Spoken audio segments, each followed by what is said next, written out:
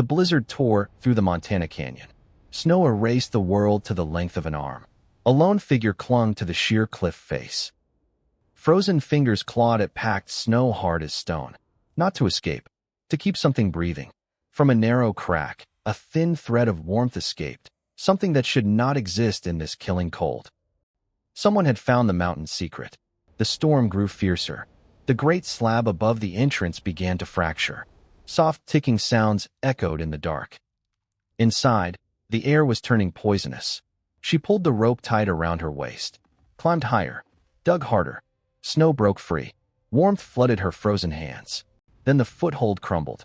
She fell into the white void of the storm.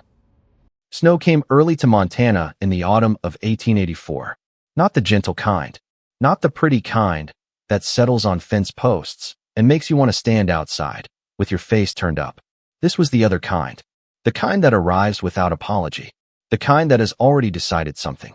It came down hard on the eastern foothills. It came down sideways across the flat farming country, where the land stopped pretending to be gentle and started climbing toward the Continental Divide. It buried the wagon ruts. It swallowed the fence lines. It turned 60 acres of Voss family land into something that looked, from a distance, like it had never been farmed at all, like no one had ever tried. The kitchen was warm the last night Alara Voss sat in it, as someone who belonged there. She had made the fire herself. She had made it every night for 2 years, because Gerald forgot, or didn't bother, or stood in the doorway of the barn long enough for the hour to pass, and the cold to set in, and Alara to do it herself. She didn't mind. Doing things herself was the only arrangement she had ever been able to count on. The stew on the iron stove was elk. She had shot it herself too. 3 weeks ago, before the first frost locked the upper meadow. She had dressed it herself, hung it herself, salted it herself, and now she was serving it to the man who had spent those same 3 weeks doing very little she could name. Gerald Voss sat across the table. He was not a cruel man. That was the thing about him that made everything harder to explain, even to herself. He was not mean. He was not violent. He was not the villain of any story she had ever heard told about men like him. He was just absent, even when he was sitting right there. He had come into her mother's life in 1880 as a practical solution to practical problems. A widow needed help with land. A widower needed something to anchor him. They had found each other in the way that people in small farming communities find each other, not through romance, not through fire, but through mutual exhaustion and the understanding that winter was coming and 2 pairs of hands were better than one. Alara had been 14. She had not hated him. She had not loved him. She had simply made room for him the way you make room in a small house for furniture that doesn't quite fit, working around it, adjusting to it, eventually not noticing anymore that it was never quite right. Her mother had noticed. Her mother had tried. Vera Voss was the kind of woman who believed that people could be reached if you were patient enough and honest enough and present enough. She had believed this about Gerald. She had believed this about the land. She had believed this about the lung disease that started as a cough in the autumn of 1882 and did not stop. She was wrong about the disease. She kept believing about Gerald until she couldn't anymore. Alara watched him eat without watching him. It was a skill she had developed over years of sharing meals with someone who was not entirely present. You learn to be aware without appearing to observe. You learn to read the angle of a shoulder, the tempo of a spoon against a bowl, the particular quality of silence that meant nothing unusual was coming versus the quality that meant something was. This silence was the second kind. Gerald set his spoon down. Not finished. Just set it down. He looked at the table. He looked at his hands. He looked at everything in that kitchen except Alara's face. She waited. "You're 18 now," he said. The flat tone of a man who has been rehearsing something for weeks and is finally done rehearsing it. "Old enough to work. Old enough to figure things out on your own." Alara didn't move. "I can't keep supporting you." A pause. Long enough that she thought maybe that was it. That maybe he had changed his mind about whatever came next. "Then, you'll need to find your own way." The fire cracked in the stove. Snow pressed against the window glass. Alara looked at him and waited for more. An explanation. A reason. Some sign that this was difficult for him. Some indication that he had weighed this against other options, and found it was the only one. Some evidence that she had existed enough in his daily calculations to make this decision cost him something. Instead, she saw it, plain and clear on his face. Relief. Not happiness. Not satisfaction. Just the specific, private relief of a man who has said the difficult thing and found that the world did not collapse around him when he did. She stood up, pushed her chair in, said one word, "Fine," walked to her room, closed the door. Did not slam it. Slamming would have meant something. Slamming would have meant she wanted him to know how it felt. She didn't want him to know. She didn't want to give him the dignity of understanding that it felt like anything at all. She did not sleep. She lay on the narrow mattress she had slept on since she was 9 years old, in the room that still had the marks on the doorframe, where her mother had measured her height every spring until she got too sick to remember. She stared at the ceiling and did the kind of thinking that isn't really thinking so much as a slow accounting of everything that has led to this exact moment. The accounting took most of the night. 14. Her mother marries Gerald.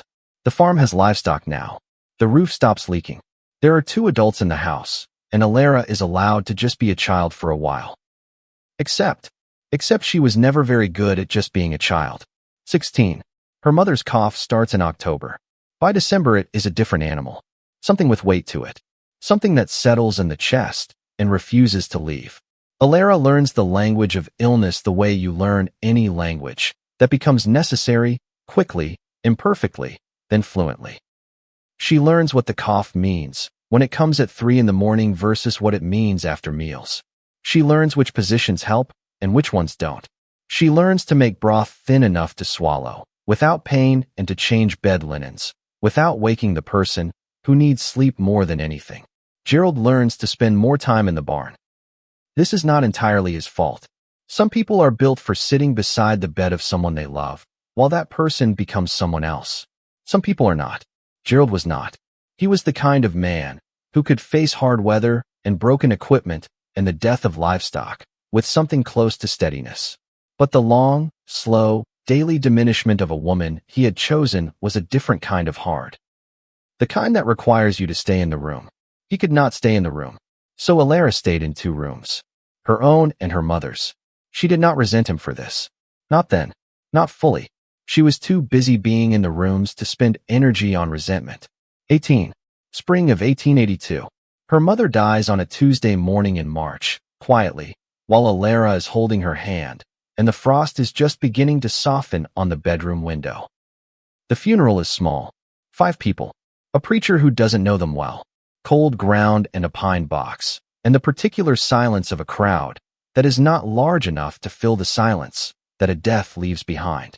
After that is 2 years of 2 people living in the same house, as if they are both waiting for someone to tell them what to do next. Alara runs the household. She patches the roof in autumn. She mends fences. She splits firewood, because Gerald never splits enough, and she has learned not to rely on things that might not happen. She cooks meals. She manages the animals. She does the work of a farm with the efficiency of someone who has been doing most of it for years and has simply stopped pretending otherwise. Gerald does his share. She won't say he doesn't. He handles the heavier lifting. He makes decisions about the livestock. He drives to town for supplies. They exist in a wordless functional arrangement that resembles a household the way a drawing resembles a house. And then one Tuesday evening in November of 1884, he says 11 words that make the arrangement impossible to maintain.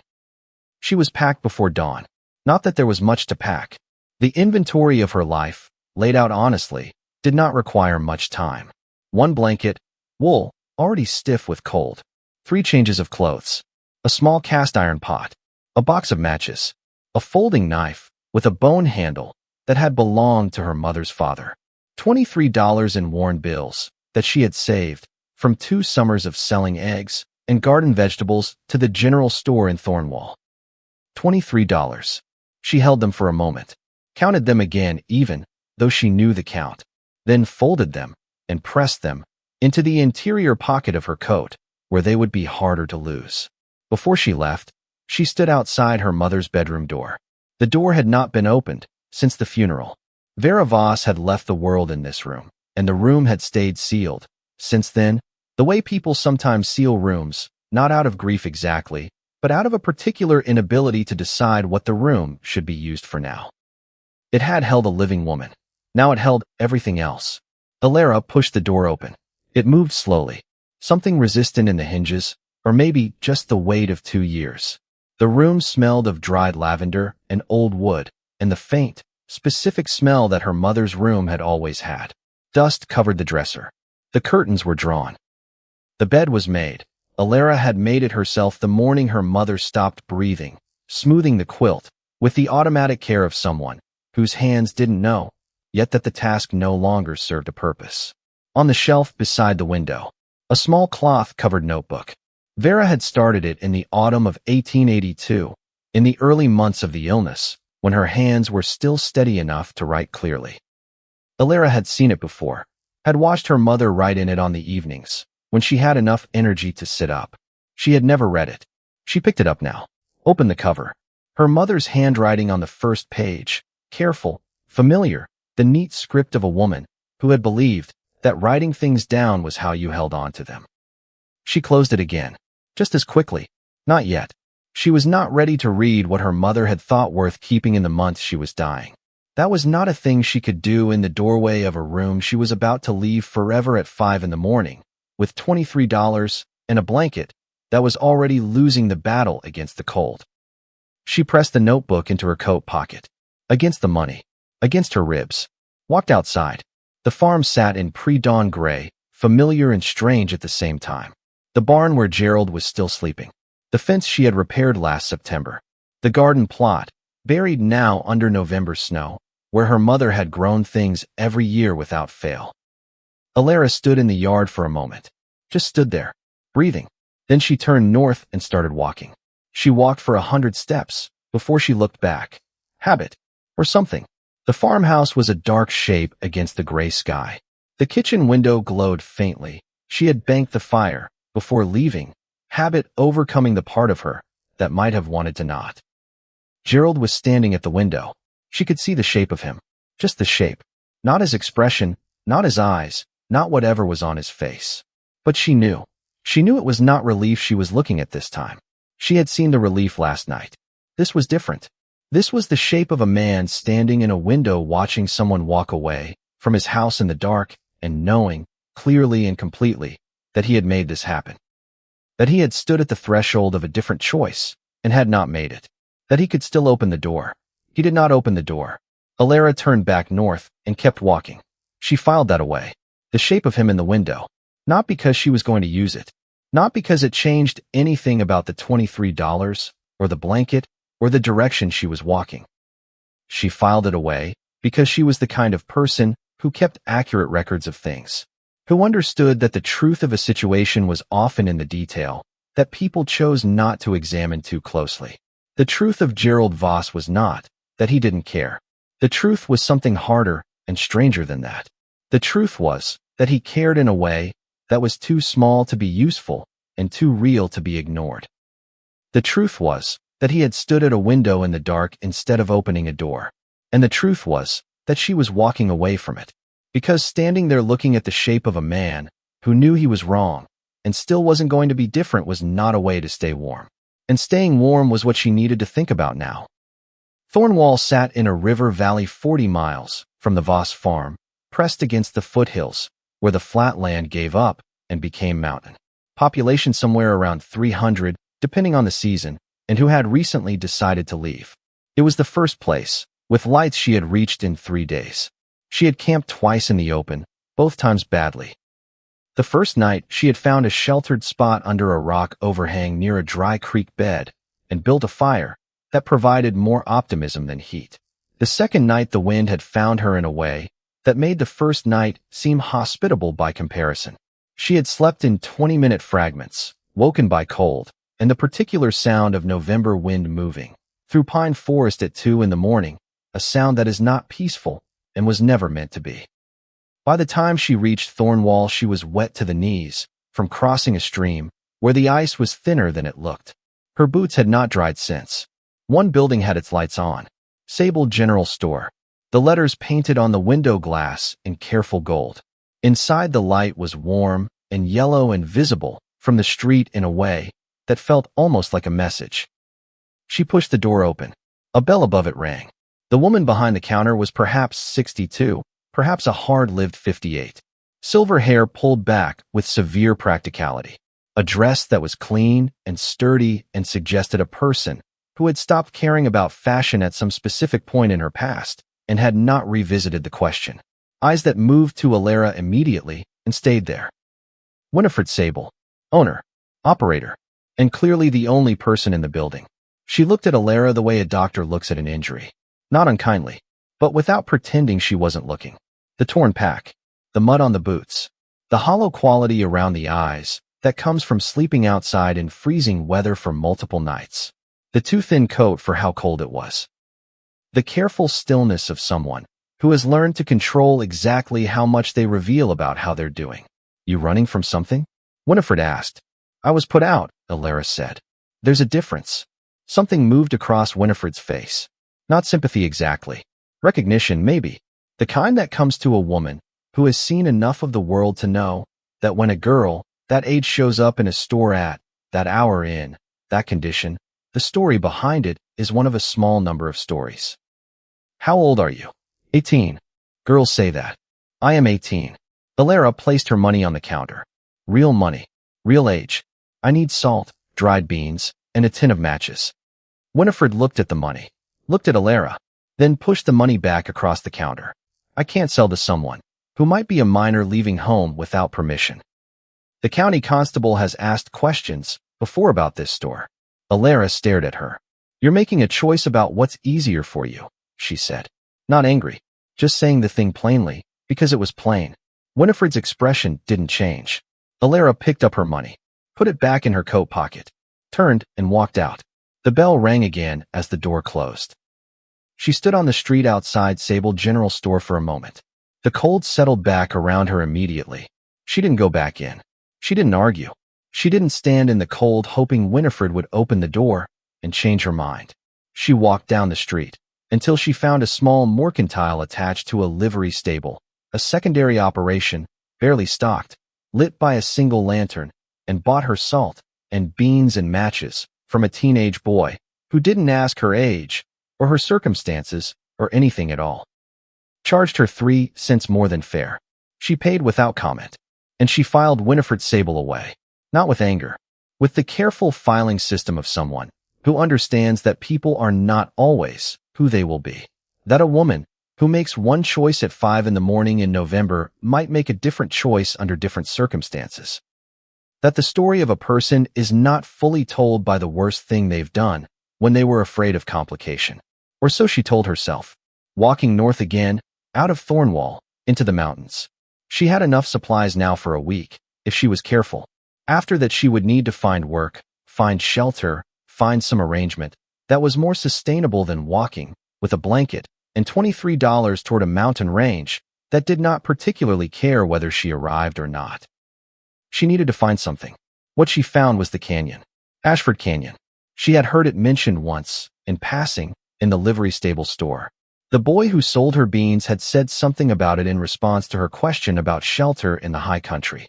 Nobody goes up to Ashford. Not in winter. Nothing up there worth going to. She had noted this and filed it. Because the thing about a place that nobody goes to is that nobody is there. And Alara, at this particular moment in her life, was not afraid of nobody. Nobody was a significant improvement over the available alternatives. She reached the canyon mouth on her 3rd day out of Thornwall. The approach was straightforward. A trail that started as a trail and became a suggestion and then became a direction you were choosing to follow, through snow that came to her knees in places and higher in the drifts where the wind had decided to put it. The canyon entrance was a narrowing of the valley, 2 cliff faces drawing together like hands cupping something, and once you stepped between them the world changed. The temperature dropped. Not dramatically, but the wind stopped. Walls of stone rose on both sides, close enough that the sky was a strip of steel gray above her, the sun already low and useless. The floor of the canyon was rock smoothed by centuries of water, dusted with snow, but not buried, the stream that had shaped it running low and dark beneath a thin shell of ice. It was quiet in a specific way. Not peaceful. Quiet the way a held breath is quiet. The way a space is quiet when it is waiting for something. She walked for half a mile into the canyon, then more, looking at the cliff walls, looking at the overhangs, the angles of stone, the places where wind protection might exist, and places where it would not. This was not random wandering. She had spent 2 years managing a farm that could not afford her to guess, and she did not guess now. She read the landscape the way it had taught her to be read. Where does water go when it comes down hard? She saw the water lines on the lower canyon walls. Dry now, but the marks were there, pale bands where mineral deposits had been left by flooding water, maybe 2 feet above current stream level. So the stream rose. Not always, but sometimes. Anything she built at stream level was wrong. Which overhangs deflect wind and which funnel it? She walked under several and felt the difference. Some turned the air cold and sharp and useless. Others held still pockets of quiet. She noted which. Where does dead wood collect? Dry enough to burn. Resinous enough to start. She found it gathered at a bend in the canyon, where the water slowed. She stacked some of it under the driest overhang and kept walking. She was tired. She had been tired for days. And then, something touched her face.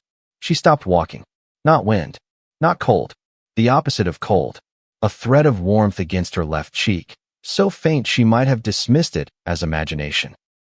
She stood still and waited, the way you wait, when you're not sure if what you felt was real, the way you stand in a doorway hoping to hear the sound again, so you can be sure it happened. It happened again. A current of warm air, faint and continuous, rising from somewhere to her left, where the canyon wall rose straight and dark and featureless, draped with a curtain of ice that had formed from water seeping through the rock and freezing in the cold air. Warm air did not exist here. Not at this altitude. Not in November. Not in a canyon carved from cold stone 1,000 feet deep in the mountains. Alara turned toward the wall. She moved slowly, carefully, each step testing the ground. The warmth grew marginally stronger as she approached, not dramatically, not like stepping near a fire, but enough to be certain. Enough to know it was not her imagination doing something desperate and unkind. She reached the curtain of hanging ice. It had formed in sheets, transparent and rippled, hanging from a ledge above. And behind it, barely visible, a darker shadow in dark stone. A vertical line. A crack. She pressed herself against the rock and looked at it more closely. Narrow. Perhaps 9 inches at its widest. Perhaps 6 at the bottom. But wide enough. Ice fringed the edges of it. But just the edges. The center of the crack was clear, and from it came the warmth that had stopped her walking. She put her hand into the gap and felt it. Real. Actual. Heat radiating from stone that should have been frozen solid to its core. She turned sideways, breathed out, pressed herself into the crack, with her pack scraping stone on one side, and her coat scraping stone on the other, and she moved through it, sideways, slow, her face against cold rock, and then the pressure released, and she was through. She stood in the dark on the other side, and could not see anything. She got her lantern out, struck a match, lit it, and the light revealed the chamber, large, wide enough that the lantern light barely reached the far walls. The ceiling above her was, she counted without meaning to, at least 12 feet, maybe more. The floor was uneven stone, warped and ancient, and absolutely dry. She stood in the entrance, and held the lantern up, and turned in a slow circle, and the light showed her things. Wooden shelves, still attached to the stone walls, with iron brackets that had been hand-forged, the kind of metalwork that required someone who knew what they were doing. The wood was gray, with age and warped along the grain, but still standing. Most of them, broken crates in 2 corners, collapsed under years of their own weight, covered in the fine gray dust of abandonment. A wooden support beam wedged between 2 rock outcroppings near the ceiling. From it hung a lantern, iron, rusted, a different design from hers, the kind that was common 30 years ago. And the air in this chamber was warm, not slightly less cold, not protected from wind. Warm, the kind of warm that belongs to places where humans live and keep fires burning and breathe and sleep and exist. The kind that should not exist in a canyon at this altitude in November, with no human activity anywhere within miles. She pressed her bare palm against the wall. Not cold. She pressed it against the opposite wall. Also not cold. Also warm. The stone itself was warm, from within, the heat rising, through rock the way it rises, through the floor near a fireplace, except the fireplace here was somewhere far below. Underground water, hot springs, or volcanic activity, something deep and geologic, and ancient, warming the stone from beneath. The chamber was insulated by the thick walls on every side. The narrow entrance crack acted as a bottleneck, allowing warm air to pool inside, while blocking the canyon's cold. The result was a room. A room inside a mountain. A room that maintained its own temperature regardless of what November was doing outside. Alara lowered the lantern, looked at the shelves, the crates, the beam above, the evidence of someone who had done what she was doing, finding this place, understanding it, choosing to stay. She smiled, for the first time in weeks, since before the kitchen table, since before her mother's room, and the notebook pressed against her ribs, and the shape of Gerald in the window. She smiled because the mountain had been keeping a secret, and she had been cold enough, and tired enough, and paying close enough attention to find it. She was going to stay. She worked for the remainder of that day and all of the following one. Cleared debris from the floor in the section nearest the entrance. Used flat pieces of broken crate wood to create a base for sleeping, not comfortable, but elevated, which was the point. Arranged her supplies on the sturdiest section of remaining shelf, testing the brackets with her weight before trusting them. She collected firewood from the canyon. Dead pine, heavy with dried resin, good burning wood. Stacked it near the entrance, where the cold air would keep it from drawing moisture. She built a small fire in the center of the chamber floor, in a circle of stones she arranged for the purpose, and tested the airflow. There was a crack near the floor at the south end of the chamber. When she built the fire and watched the smoke, it moved toward that crack. Gradually, steadily, following some internal logic of the cave. She crouched and felt the air near the crack, a faint outward movement. A ventilation shaft, something in the rock that allowed air to travel through. She made a note of it and kept going. On the second morning, she found the notebook. She had been examining the back of the chamber, behind the collapsed shelves, deeper into the space, where the lantern light had not reached on her first survey, when her boot caught on something. A ledge in the rock face, almost invisible, and wedged into the narrow space behind it. A leather-bound book, swollen with old moisture and spotted with mold, but intact, the cover darkened, with age and the title, if there had ever been one, worn entirely away. She sat down with it, opened it carefully. The pages were damaged.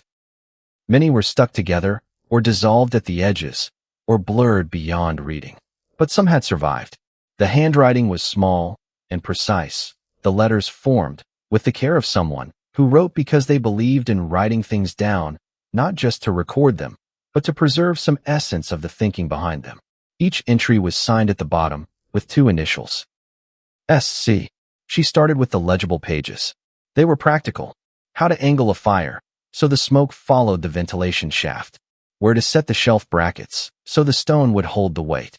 How to read the waterline marks to know when the canyon stream was rising. How to collect and dry food for the cold months. She read them the way she had read her mother's instructions for canning, for treating livestock illness, for reading weather coming off the mountains. As functional information, from someone who had learned something valuable and was passing it on. She copied the relevant parts into her own memory and moved through the pages. Then she found the warning. A single page, separated from the others by a blank one. The handwriting was the same careful script, but the words were set differently. Larger, more deliberate. The pen had pressed harder. The south ventilation shaft must never be blocked. If sealed, carbon gases from any fire burning inside the chamber cannot escape. The air becomes poisonous within hours. The cave becomes a death trap. Keep the south shaft open at all times. No exceptions. She looked toward the south end of the chamber. The crack near the floor. The faint outward airflow she had already noticed. She would not forget this. She turned back to the notebook and read forward, through more practical entries, drainage, heat distribution, the birch bark trick for moisture under sleeping surfaces. And then she reached the end. Or rather, She reached where the end should have been. The last pages were gone. Not deteriorated. Not blurred. Torn. Rough edges left behind, where someone had gripped the pages and pulled, quickly, imperfectly, leaving jagged remnants that told you exactly what they were, what remained when someone had removed what they didn't want found. She held the mutilated notebook and looked at those torn edges for a long time. Someone had come here after S.C. Someone had decided that whatever S.C. wrote in those final pages was not something they wanted to exist in the world. She set the notebook on the shelf beside her mother's journal. 2 books from 2 people who had been somewhere and left, both unfinished, both carrying the weight of words that had stopped before they were meant to. She climbed into her makeshift bed and lay in the warm dark of the mountain, and slept properly for the first time in weeks. Rupert Dane found the cave 11 days later. He was running his trap lines through the high canyon country, a route he took every season, methodically, the way a man runs any established practice, when the alternative is sitting in a cabin waiting for time to move. He had been doing this for 15 years. He knew every overhang, every bend in the canyon, every rock formation that looked different in snow than it did in summer. He noticed the smoke because it was wrong. Thin, pale, almost nothing, rising from somewhere deep in the canyon and dissipating quickly in the cold air above the cliffs. Easy to miss. The kind of thing you wouldn't see if you weren't already looking in the right direction. But Rupert was always looking in the right direction. It was how he had survived 15 winters alone. He followed it. He found the canyon, found the cliff face, walked past the entrance 3 times before he noticed the curtain of ice and the darker shadow behind it. He was looking at it, trying to understand the shadow, when the shadow moved. Became a person. Became a young woman stepping sideways out of solid rock, with a lantern in one hand and a look on her face that said she had expected to be alone and was rapidly recalibrating. Rupert stumbled backward. Actually stumbled, which was not a thing that happened to Rupert Dane as a general rule. "Where did you come from?" he asked. She pointed. "Inside." He looked at the cliff. At her. At the cliff. "There isn't an inside." "There is." He looked at her for a moment. She looked back. There was no nervousness in her face. No apology for existing in a place he hadn't known had an existing in.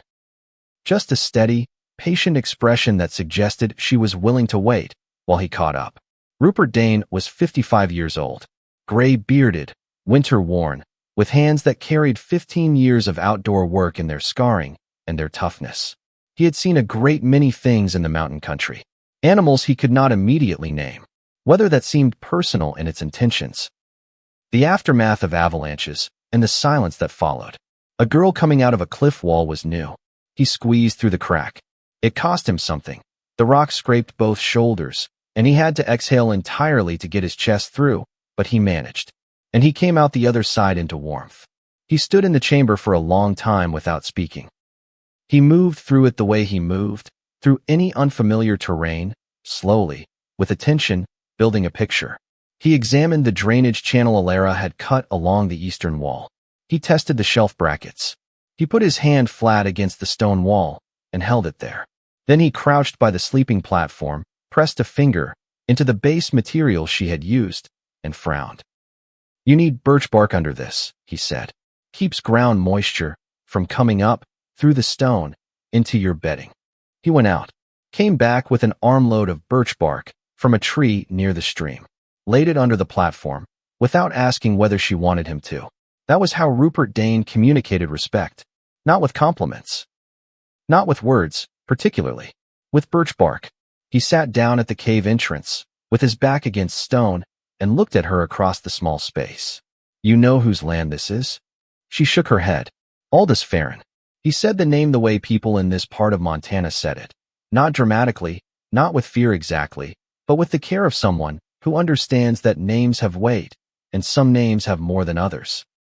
His family claims ownership of this canyon and most of the land in this section of the foothills going back to his father, Castor Farron. Old man's been dead 15 years, but Aldous runs things the way his father did. What does that mean? Means people don't argue with him about property unless they have a very good reason and even better paperwork. Rupert paused, and even then, Alara looked at the warm walls of the chamber around her, at the shelves she had cleaned and reorganized, at the notebook on the shelf. "All right," she said. Rupert looked at her. "That's all you've got? All right. What would you like me to say?" He didn't have an answer to that. He picked up the notebook. Read a few pages slowly. Something shifted in his expression, not the practical reading face he'd had a moment before. Something older. Something that had to do with a memory, maybe, or a recognition. "S.C." he said quietly, held the initials in his mouth for a moment. "Think I might know who this was." He set the notebook down. "Give me a few days." He left without explaining further. Through the crack in the cliff face, and out into the cold canyon and gone. Alara stood in the warm chamber and listened to his footsteps fade. Then she picked up the notebook. Read the warning about the ventilation shaft again. Check the south crack, still clear, still moving air. Put the notebook back beside her mother's journal. Did not sit down and consider her circumstances. Climbed outside instead and cut more firewood and stacked it with the rest. Word moved through Thornwall the way all things moved, through small mountain towns. Faster than weather, slower than rumor. And by the time it had traveled, from the livery stable to the general store to the 2 saloons, and back again, it had acquired several qualities it had not originally possessed. The girl was living in a ghost cave. The girl had found gold. The girl was a witch. The girl was mad. The girl had built a palace inside a mountain. The girl was waiting there to lure travelers. Alara did not hear these things. She was in the canyon, tending to the practical problem of surviving winter at altitude, with limited resources, which left little time for monitoring her own reputation. But the stories mattered, even the wrong ones. Because stories are how a community decides what something is, before it has enough information to know. And Thornwall had decided that whatever was happening up in Ashford Canyon, it was either terrifying or ridiculous. Nothing in between. Aldous Farron came on a Thursday. He rode into the canyon on a gray horse, a large, composed animal that moved, through the snow, with the steady deliberateness of a creature trained for years to convey its rider's authority, through its posture alone. One man rode beside him, side arm visible, not drawn, just present, in the grammar of men who use such things as communication. He stopped his horse near the frozen stream and called her name. She came out of the crack in the cliff face and stood in the snow and looked up at him. Aldous Farron was 57 years old. Broad in the shoulders, a leather coat that had cost more than her $23 and everything she could have bought with them. He had the look of a man who has been in charge of things for a long time, not cruel in the face exactly, but adjusted. The adjustment that happens to features when they have spent decades expressing authority and have reorganized themselves around that expression. He looked at her the way a property owner looks at an unfamiliar structure that has appeared on his land. "This canyon belongs to the Farron family," he said. "Has for 40 years. You're trespassing. Do you have documentation of that?" Alara asked. His eyes shifted slightly, just slightly. He was not accustomed to being asked documentation questions by people standing on what he considered his ground. "I don't need documentation. Ask anyone in Thornwall. If everyone in Thornwall already knows, then you didn't need to ride all the way up here to tell me." Something tightened in his jaw. He controlled it. He leaned forward in the saddle, looked at her for a moment longer than was necessary. 3 days, he said. "I expect this canyon to be empty in 3 days." Alara said nothing. He turned his horse, began to ride out. At the bend in the canyon, far enough to suggest he had moved on, but close enough that she could still clearly hear, he spoke once more, without looking back. "Winter is long up here. A girl alone in the mountains. A lot of things can happen that nobody ever hears about." Then he was gone. The sound of hooves on frozen stone faded. The canyon returned to its quiet. Alara stood at the entrance for a long time. Long enough to feel the cold through her coat. Long enough to replay the last 8 words he had said and understand them correctly. Not as a legal argument. Not as a civic warning. As a statement of geography. Of the particular fact that distance from other people is a condition that works in multiple directions.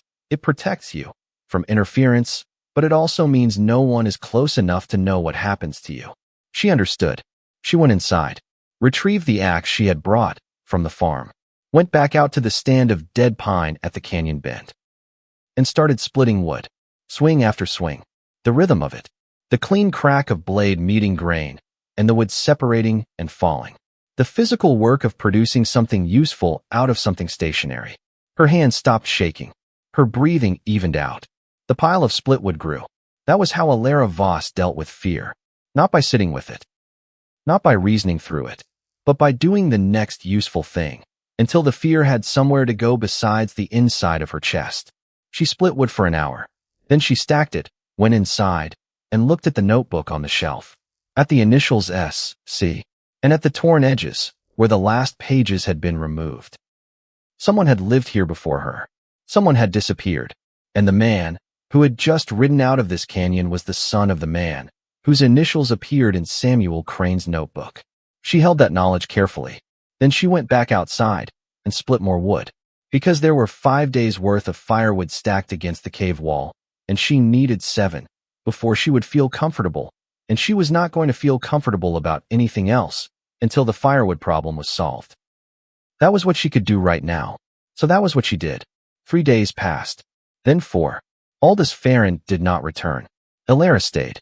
She was still there on the 5th day, when Rupert Dane came back, through the canyon, with information he had gathered carefully, quietly, from the people in Thornwall, who were old enough to remember things that younger people had not been around to see.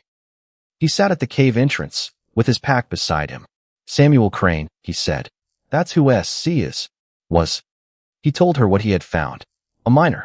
Solitary.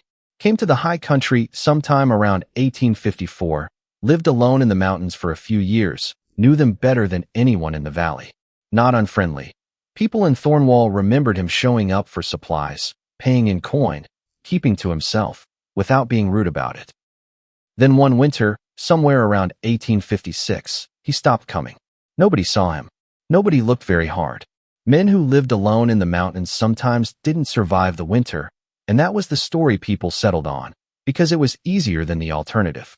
Did anyone ask? Alara said. Not much. He didn't have family here. Didn't have obligations. No one to file a complaint. Rupert paused. No one who would have been considered to have standing to make the asking mean anything. She looked at the notebook on the shelf. And Castor Farron, she said. When did the Farron family start acquiring land in this canyon? Rupert was quiet for a moment. Late 1850s, he said. Early 1860s. Nobody I talked to put that together with Crane before. Nobody was putting anything together with anything. That's not how people thought about it. Another pause. I said his name, Crane, in the tavern last week. Just in conversation. Casual. Aldous Farron was standing 3 feet away. What happened? He put his glass down, so hard the bottom cracked. Rupert looked at her steadily. Didn't say a word. Turned around and walked out. The cave was quiet. Outside, the canyon held its cold. Inside, the stone walls held their warmth. Alara looked at the 2 notebooks on the shelf, the cloth-covered one, that held whatever remained of her mother's last thoughts, and the leather-bound one, from a man who had lived in this exact space 30 years before her and written careful practical instructions about heat and water and ventilation, and then disappeared and had his final words torn away.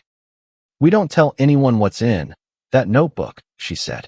Rupert nodded once. Not yet. Not yet, she agreed. It was information, not a weapon. The difference mattered. A weapon you used when you had no other choice. Information you held until the moment it changed something that needed changing. That moment had not come yet, but she understood now that it was coming. Outside, the wind was picking up, coming down from the north with a new edge to it. A different kind of cold than last week. Alara recognized it the same way she recognized the color of sky before a storm, the particular behavior of animals in the hours before something large arrived. She went to the cave entrance and looked up at the strip of sky between the canyon walls. Gray. Not the flat gray of ordinary November overcast. Darker than that. Moving. Something was building. Something large. She looked at her firewood supply, at her food stores, at the ventilation shaft in the south wall that she checked every morning, at the sleeping platform with its birch bark lining. Then she went back inside and started working, because she was not done preparing. She was never done preparing, and whatever was coming from the north was going to find her ready for it. The pages that survived were not the ones you'd expect. Water had taken most of the middle section. The ink had run and pooled and dried into something that looked like weather seen from above. But Samuel Crane had written on both sides of every page, pressing hard, the way a man writes, when he believes what he's putting down matters and might need to be read in conditions that are not ideal. Some of it survived because of how he held the pen. The impressions went through. Alara discovered this on a Tuesday morning, when she held a damaged page up to the lantern at the right angle and saw, in the ghost of pressed ink, words she had not been able to read before. She sat down on the sleeping platform and worked through it slowly. Patiently, the way you work through anything that requires more effort than it should, because the information inside is worth the effort. What she found changed the temperature of the room. Not the actual temperature. The stone still held its warmth. The ventilation shaft still moved air steadily southward. The lantern still burned clean and yellow. But something shifted. The way something shifts when you've been looking at a landscape and thinking you understand its shape, and then the clouds move and the light changes, and you see a feature that was always there. A ridge, a canyon, something that reorganizes everything around it. Samuel Crane had found it 18 months before he disappeared. He didn't call it silver. He was a careful writer, and he was careful here too, the same precision that described heat distribution in the chamber, now describing what he had found in the Eastern Canyon wall in the spring of 1855. Mineral deposits. Significant ones. The kind that, if a qualified surveyor ever came, through with the right instruments and the right questions, would answer those questions in a very particular way. He had not told anyone. This was the part that Alara read 3 times to be sure she had it right. He had not told anyone, because he did not want what telling anyone would bring. He had built a life in that canyon that depended on its being overlooked. Surveyors brought investors. Investors brought crews. Crews brought everything that followed crews, noise and disruption, and the particular way that a place loses its nature when it becomes an economic proposition. He had found something valuable and chosen to protect the place he loved over the value of the thing. And then, C.F. came again today. This time he did not ask. He gave an order. He said if I do not leave, he will make certain no one ever knows I was here. She read the entry twice. Not the handwriting of a man recording a fact. The pressure of the pen was different here. Heavier. The letters didn't have the same precision. This was a man writing something down, because writing it down was the only form of witness available to him. Because he was alone in a mountain canyon, and there was no one to tell except the page. He wants this land clean of anyone who might complicate his family's claim. He does not know what I found. He only knows I am in the way. A single initial at the bottom. C.F. Castor Farron. Alara sat with the notebook in her lap for a long time after that. Not reading, not thinking exactly, just sitting with the weight of what she was holding. A dead man's words, written in fear. And then the pages, after this, the pages that might have said what happened next, what Crane decided, whether he left or stayed or was given a choice at all, gone. Torn away by hands that had come in afterward, which meant someone had read this notebook after Crane was gone and had decided those final pages could not remain, which meant someone knew. Someone had always known. She told Rupert that afternoon. He arrived with 2 snowshoe hairs from his trap line and a look on his face that meant the weather was doing something specific that he hadn't decided yet whether to name. She handed him the notebook open to the C.F. entry, watched him read it. He read slowly. His lips moved just slightly, the habit of a man who taught himself to read in his 30s and never fully lost the physical dimension of it. When he finished, he set the notebook on his knee and looked at the cave wall. Didn't speak for a while. Castor Farron, he said finally. Not a question, more like confirmation, like something falling into the place where it had always been going to fall. When did the Farron family buy land in this area? Alara asked. The Eastern Canyon section specifically, registered 1857. Rupert said it without hesitation, which meant he had already known this and had not known what to do with the knowing. Nobody understood at the time why Castor wanted canyon land, rock and cold and a creek, not grazing land, not farmland. He paused. Unless someone had already told him what was in the eastern wall. Rupert looked at her. or unless he'd already looked. The cave was quiet. Outside, the canyon moved its cold air and held its secrets the way canyons do, without judgment, without preference, the way stone holds everything that happens on and inside it, without caring about the moral weight. "We keep this between us," Alara said. "Already decided that. It's a shield." She said it the way she said most things.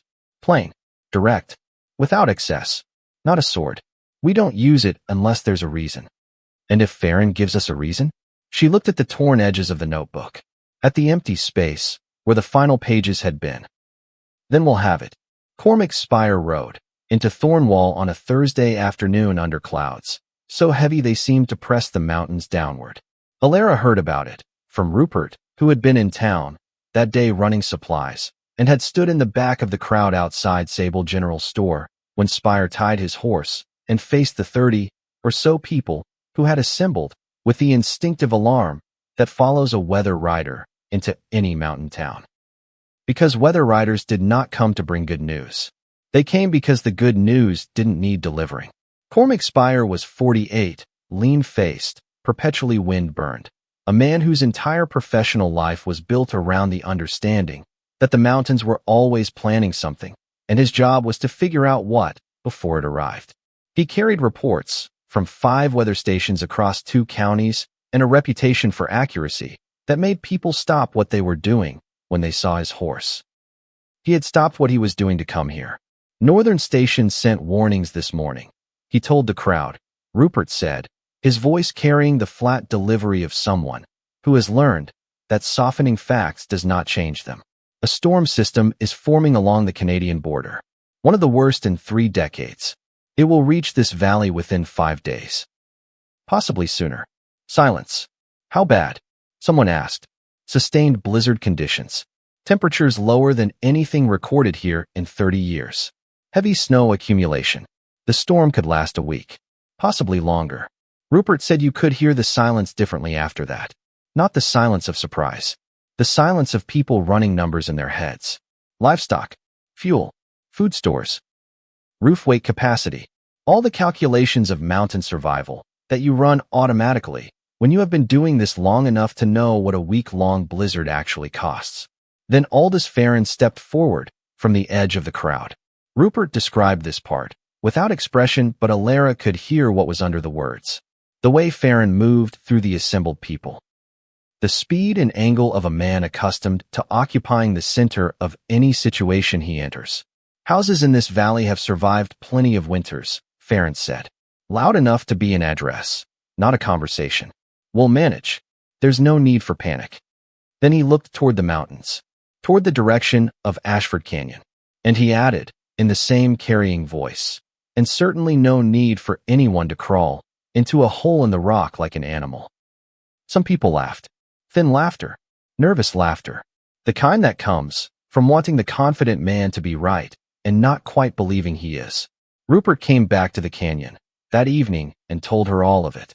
Sitting at the cave entrance, with the temperature already dropping outside and the warmth of the chamber pressing gently at their backs. He looked at the mountain when he said it, Rupert said. Made sure people knew who he was talking about. "Good," Alara said. Rupert looked at her. "Good. If he's using me as a punchline, he's not worried about me. And if he's not worried, he might be careless." She looked at the woodpile. "I need to split more before the storm." She went outside and picked up the axe. Rupert watched her go. Then he picked up the second axe and followed. Neither of them spoke for an hour.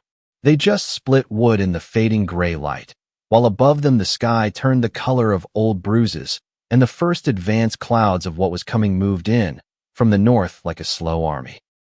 2 days before the storm was due, Alara woke at first light, with the specific instinct she had developed over weeks of paying close attention to the canyon. Not alarm exactly. A shift in the quality of information reaching her. She went to the cave entrance. The sky to the north was the color of pressure, purple, gray, and heavy, and moving in a way that she had seen before, in smaller versions, before summer thunderstorms over the farm. That particular agitation in the upper air. But it was not the sky that stopped her. It was the entrance. Someone had moved rocks. Not small rocks. Large ones. The kind you don't move by accident or by weather.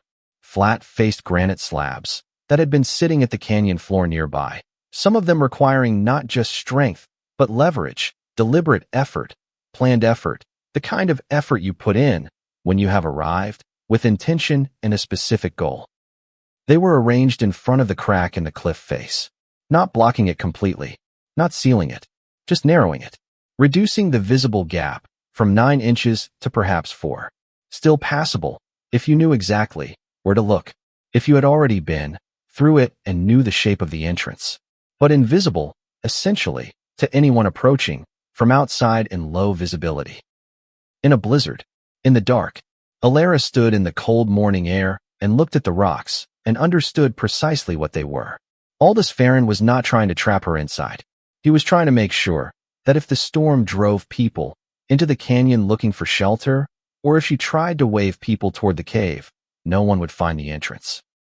He was cutting her off from anyone who might need to find her, and he had done it in the night, so that she would wake to it already done, the way you present someone, with a situation rather than a negotiation. So the only remaining question is whether they have the resources to undo what you've done. She stood there for 1 full minute. Just stood, breathing the cold air, feeling the weight of what she was looking at. Then she went inside, got her digging tool, the cast iron pot, the only thing she had that could serve the purpose, and came back out and started. The first rock was the worst, because it established what the rest were going to be. Not impossible, but close. She had to chip at the frozen ground around the base of it first, breaking the ice that had formed overnight where the rock met the earth, creating enough give to slide the base. Then leverage, she found a length of pine branch, dense and reasonably sound, and used it. The rock moved in increments. 1/2 inch, then another. She repositioned and went again. Her palms tore open on the rough granite surface at some point in the first hour. She noticed and kept working. Her lower back locked on the second rock, a sudden seizing that forced her to stop, straighten, lie flat on the cold ground, with her arms at her sides, and breathe through the muscles' protest, until it released. Approximately 4 minutes. She counted. Then she got up and went back to the rock. By the third rock, she had a system. By the fifth, she was operating on the pure economy of someone who has no extra resources to waste, and therefore wastes nothing, no unnecessary movements, no pauses for feelings, no time spent on anything. That was not the next millimeter of progress. 6 hours. When Rupert arrived in the early afternoon, the entrance was nearly clear. 2 rocks remained, the largest ones, the ones that had required the most premeditation to place, and she was working on the first of them. He took in the scene in approximately 3 seconds. The displaced rocks, the scrape marks on the frozen canyon floor where they'd been dragged, the raw skin on her hands, the systematic arrangement of what she'd already moved. His face went through something that started in the eyes and moved outward, something that was not sadness and was not anger and was in some ways more serious than either. "I'll kill him," he said. Quiet, not loud. The kind of quiet that is worse than loud. No, she didn't look up from the rock. You do that, you give him exactly what he wants. A confrontation, a legal event, something with witnesses. And when that happens, they ask who has a deed and who has nothing. We know what he did here. We know. And if you go to him now, we lose the knowing. It becomes your word against his word, and your word is worth nothing in that calculation. She straightened, looked at him. Is that what you want to trade it for? Rupert looked at the rocks, looked at her hands. Then he bent down, picked up the largest remaining rock, the size of a butter churn, easily 80 pounds, and walked to the stream and threw it in. The impact scattered ice across both banks and sent water jumping up in a white sheet. He stood there with his back to her, breathing hard. Alara waited. After a while, his shoulders dropped, just slightly, the violence of the moment finding somewhere to go. He turned around, came back, and without a word picked up the second large rock and began the same work she had been doing. The leverage, the repositioning, the 1/2 inch increments. She worked beside him. They had the entrance clear by late afternoon. When it was done, Alara sat on one of the displaced rocks and looked at the open crack in the cliff face and breathed. He said something in Thornwall, Rupert said. He was looking at the stream, not at her. When I mentioned Crane's name that time. before he put the glass down. What did he say? Nothing. That was the thing. A man who has nothing to hide, nothing at all, doesn't go silent when a 30-year-old name comes up in a saloon. He looked at her now. He goes silent because the name means something, because it connects to something he has been managing the silence around for a very long time. Alara nodded. We need someone in Thornwall, she said. Someone who knows where this place is. Someone who will guide people here if the storm gets bad enough. Someone Farron can't lean on. Rupert didn't hesitate. Winifred Sable. She turned me away. She'll come. What makes you sure? Rupert looked at the cave entrance. At the warm darkness visible through the crack. Because she's been running that store alone for 20 years since her husband died, and every man in Thornwall told her she should sell and move to Billings. He looked back at Alara. She knows exactly what it costs to build something in a place where people expect you to fail. She just hasn't seen yours yet. Winifred Sable came the next morning. She climbed the canyon trail with the steady, economic pace of a woman who has been moving through difficult terrain her entire life and has learned to do it without performing the difficulty. She wore a coat that was better than anything else in the canyon and boots that were adequate and an expression that said she was doing this because she had decided to do it, not because anyone had asked her to. She did not make conversation on the way up. At the cliff face, she studied the crack for a long moment. Then she squeezed through. Inside the chamber, Winifred Sable stood still for exactly 50 seconds. Alara counted because counting was a thing she did when she was trying to keep herself from wanting something too much. Winifred touched the wall. The warm stone.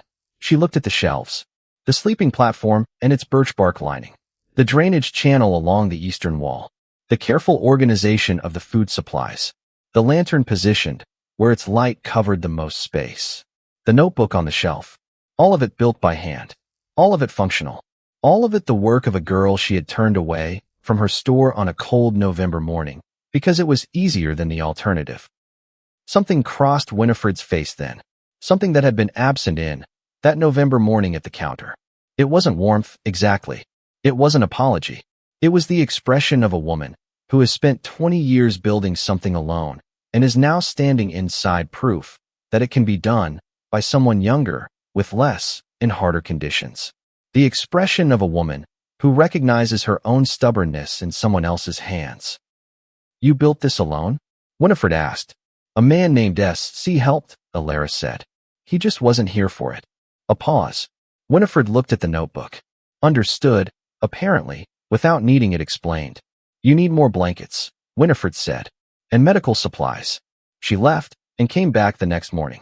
3 heavy wool blankets, a box of tallow candles, a canvas bag that she set on the shelf and opened methodically, bandages, antiseptic tincture, suture thread and needles, a small bottle of willow bark extract, a folded piece of cloth that held, when opened, 3 small vials of something she didn't name, but placed carefully apart from the others. The supplies of a woman who had spent years preparing for injuries in places where doctors were a day's ride away. If the storm is as bad as Spire says, people will get hurt getting here, Winifred said. She was organizing the medical supplies as she talked, arranging them in a specific order that suggested a system. Frostbitten fingers, hypothermia, cuts from falling in the dark on ice. You think people will come? I think some people will have nowhere else to go. Winifred paused, looked at the cave entrance. And I think Aldous Farron is going to lock his barn. Alara looked at her. His barn fits 30 people, Winifred said. Easy. His hay storage alone could heat it for 2 weeks. And he will lock it. How do you know? Because I've known Aldous Farron for 20 years. And I've known what his father was before that. She closed the canvas bag and set it at the back of the supply shelf. And because men who build wealth the way that family-built wealth don't open their doors when they can choose who gets in. She turned to leave. At the entrance she stopped, turned back. The ventilation shaft. Her eyes found the south crack without being directed to it. The one the notebook mentions. Alara pointed. Winifred nodded. Keep it open, she said. Whatever happens in here. Whatever the pressure is, from outside, whatever the storm pushes in. Keep that shaft open. A pause. I've seen what happens to men in sealed spaces with fire burning. You don't want to see it. She went out. Alara stood in the empty chamber and listened to Winifred's footsteps fade down the canyon. Then she went to the south wall and checked the shaft. Clear. Moving air. The stone around it warm and steady. Good. She went back to work. The storm came exactly when Cormac Spire said it would. Which, Alara would later think, was the only part of the next 10 days that went according to any kind of prediction. It arrived on a Monday morning, without the build-up she had been expecting, no gradual darkening, no preliminary wind, no long approach. One moment the canyon was the gray and white stillness of a heavy overcast. The next moment the world ended. That was the only honest way to describe it. Not like weather, like a decision. The storm did not arrive, it happened. All at once, everywhere, total. Wind that was not wind but force. A physical pressure that hit the cliff face and wrapped into the canyon and became something that had shape and weight and intention. Snow that did not fall but was thrown. Sideways. Upward. In every direction simultaneously. A white blindness that reduced visibility to the length of an arm within minutes and to nothing at all within an hour. Alara stood at the cave entrance for 30 seconds. Just long enough to understand what she was looking at. Then she went inside and pulled the entrance gap closed behind her as much as the crack allowed and lit 2 lanterns and started reorganizing the supply shelf. Because when you can't control the outside, you control the inside. Because doing is better than waiting. Because she had been preparing for this for weeks, and preparation was the only form of confidence she trusted. Rupert arrived the second day. She heard him before she saw him.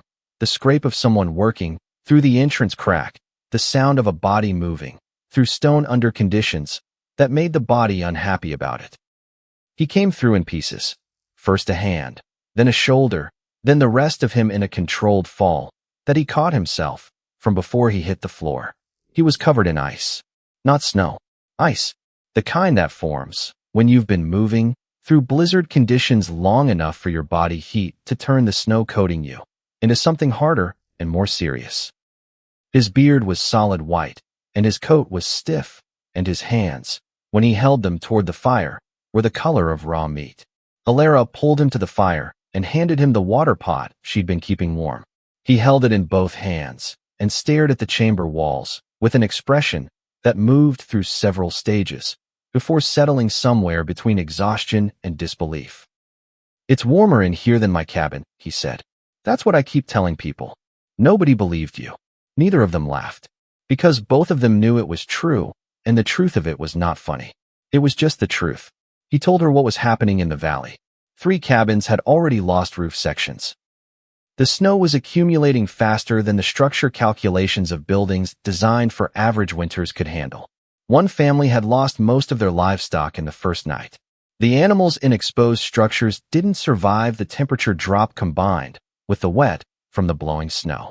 It happened fast, faster than you'd expect. And Aldous Farron had locked the gates of his ranch. Rupert said it without emphasis, just placed it in the sequence of information the way you place a stone in a wall, positioned for load-bearing, not for decoration. The barn, his large, well-insulated, fuel-stocked barn that could have held 30 people in reasonable conditions. Locked, selectively opened for people Farron chose. People who owed him money. People who had complied with his expectations over the years and would remember, when spring came, who had let them in when the storm hit. "He's buying loyalty," Alara said, "with people's survival as the currency." Rupert looked at the fire. "Yes." Alara picked up the axe handle that leaned against the wall, not the blade, just the handle, and turned it in her hands. "How many people are in bad situations right now? More than his barn is willing to hold." She set the handle down, looked at the supply shelf, at the medical bag Winifred had left, at the blankets stacked in the corner. Then she looked at the cave entrance, at the crack in the cliff face. 9 inches wide. Not easy, not comfortable, but passable. "Anyone who comes to this canyon," she said, "gets through." Rupert didn't argue. Because there was nothing to argue. They came one at a time. Not a flood. A trickle. A single person, or 2 together, working through a blizzard in a Montana canyon in December of 1884, because the alternative was staying in a structure that was failing. Cornelius and Dorothy Webb were first. Cornelius was 72 years old, wide-shouldered even now, with the solidity of a man who had spent his life working with his hands and had never fully shed the physical weight of it. Dorothy was 71 and walked with a lean that suggested she had been leaning on this man for 50 years and had decided some time ago that the leaning was not weakness but intelligence. Their stove had cracked. The firebox had split during the second night of extreme cold. Cast iron, subjected to temperature cycling it hadn't been built for, and it had given. No fire meant no heat. No heat in. That kind of cold meant a very short timeline. Cornelius had heard, through some channel of information, that Alara never fully traced that there was warmth in Ashford Canyon. He did not believe it. He came anyway, because the alternative was not believing something that might be true, and that was not a calculation he was willing to make, with Dorothy's health on the line. He worked through the entrance crack sideways, very slowly, and turned back to help Dorothy through. Alara stood inside and guided her in. The old woman came, threw in pieces, a hand, a shoulder, her face twisted with the effort, and then she was through. And she stopped. She put her hand on the wall, the warm stone. And she looked at it the way a person looks at something they had been told didn't exist and are now touching with their own hands. Lord Almighty, she said. Cornelius looked at his wife's face, and then at the chamber around them, and said nothing. He didn't need to. Alara wrapped both of them in blankets and moved them to the warmest section of the chamber, near the eastern wall, where the heat from the stone was most consistent. Dorothy sat down and continued touching the wall with one hand, as if establishing that it was still real and still warm. Cornelius sat beside her and held her other hand. They didn't ask questions. They didn't offer explanations. They were 71 and 72 years old in a blizzard that was trying to kill them, and they had found warmth inside a mountain, and that was the entire complete fact of the situation. Others followed. A trapper named Josias, who had been running a line through the high country when the storm hit, and whose cabin was 3 hours in the wrong direction. He came through the entrance dripping ice and sat down next to the Webbs, without introduction, and held his hands toward the fire, and didn't speak for an hour. A widow named Harriet Marsh, 56. She arrived with one blanket and no firewood left, and a look on her face that she was working very hard to make look like nothing at all. Alara recognized this look. She had worn it herself for most of November. And then Hargrove Finch.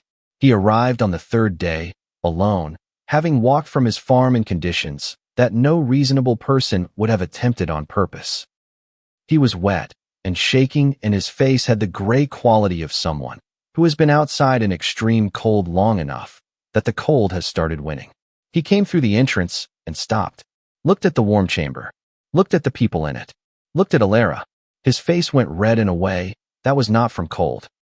Because Hargrove Finch had been, by all accounts, the loudest voice in the Thornwall Tavern on the subject of the girl who had supposedly built a house inside a cliff wall. He had a particular laugh, Rupert had told her, the kind that was meant to encourage others to laugh along. He stood in the warm cave that he had laughed about and could not quite arrange his face into any configuration that worked. Alara crossed the chamber and handed him a blanket. Not slowly, not pointedly, just walked over, held it out, waited for him to take it. He took it. She turned and went back to checking the wood supply. No accusation, no satisfaction, no moment where she let him know what she thought about the laugh in the tavern and the shape it had made in the air. Just the blanket, which was, in some ways, much more difficult for him than any accusation would have been. Winifred Sable arrived on the third day of the storm. Not for shelter. Her house in Thornwall was holding. She came because she had done the calculation, and the calculation required her presence in the canyon, and Winifred Sable was a woman who did what the calculation required. She brought her medical bag, the full one. She went to work within 5 minutes of arriving. Frostbitten fingers, she'd seen the signs on Josias from across the chamber and was kneeling beside him before he'd asked for anything. Infected cuts on Harriet Marsh's hands from where she'd fallen on ice in the dark. She worked through the chamber systematically, without drama and without delay. Dorothy Webb coughed. It was a small thing at first, the kind of cough that everyone gets when they move from extreme cold into a warmer environment. A body adjusting. Normal. But Alara heard it, and Winifred heard it. They looked at each other across the chamber, and the look said what neither of them was going to say out loud. Not yet. Wait. Watch. Night in the cave during the blizzard was unlike any night Alara had experienced before. The sound of the storm reached them through the rock, muffled, changed by the stone and distance and the insulation of a chamber that was designed, geologically, to hold what was inside it and keep what was outside from entering. But it reached them. A low continuous roar. Not wind exactly, but the voice of something enormous and patient that was working on the mountain from the outside while they sat warm inside it. Alara lay on her sleeping platform and listened to it and felt something she had not expected. Not fear. Something closer to awe. The particular awe of being next to something much larger than yourself that has no opinion about you and is going to do what it's going to do regardless. The storm was not trying to kill them. The storm didn't care about them at all, which was, in its own way, the most honest relationship she had with anything in the world right now. She slept. Dorothy's cough was worse by the fourth night. Deeper, wetter, the quality of a cough that has stopped being a symptom and started being a condition. Alara knew this sound. She had listened to it for 18 months in a bedroom on a farm in the eastern foothills and had learned every register of it. Winifred was already working. She elevated Dorothy's head with folded blankets, heated water in the pot, and positioned it so the steam reached Dorothy's breathing without burning. Administered willow bark tea for the fever she had assessed accurately before Dorothy had understood she had won.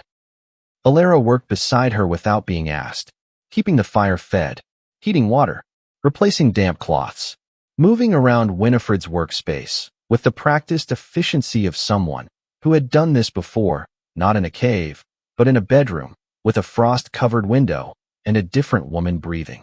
They did not speak much. Two women working side by side in firelight, in a mountain, in a blizzard, attending to an old woman who was not going to die on their watch. That was the complete statement of what was happening. It didn't require language. Cornelius sat on the other side of Dorothy and held her hand throughout. He did not sleep. He did not release her hand. He watched what Winifred and Alara did, with the focused attention of a man who cannot help and has therefore decided that witnessing completely is the best alternative he has. At some point deep in the night, Alara looked up from replacing a cloth and found him looking at her. Just looking, with something in his face she couldn't name exactly. Something that had nothing to do with gratitude, which she was used to seeing, and something to do with a different kind of recognition. She looked back down at her work. By morning, Dorothy's breathing had steadied. The fever was lower. She was not recovered, but she had not gone where the cough had seemed, in the darkest hours, to be trying to take her. She opened her eyes, looked at Cornelius. He had not let go of her hand once. She smiled at him. He smiled back, in the private way of people who have been married long enough. That smiling is a whole conversation. Alara went to check on the ventilation shaft. The storm did not pause for human feeling. It continued for 7 days without meaningful break. Wind that would drop for an hour and then return with fresh conviction. Snow that would ease and then fall again in dense vertical sheets that added weight to already critical accumulations. Inside the cave, the population grew.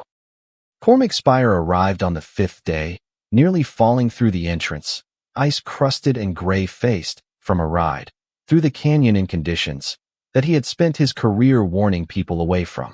He sat by the fire for 20 minutes before he was functional.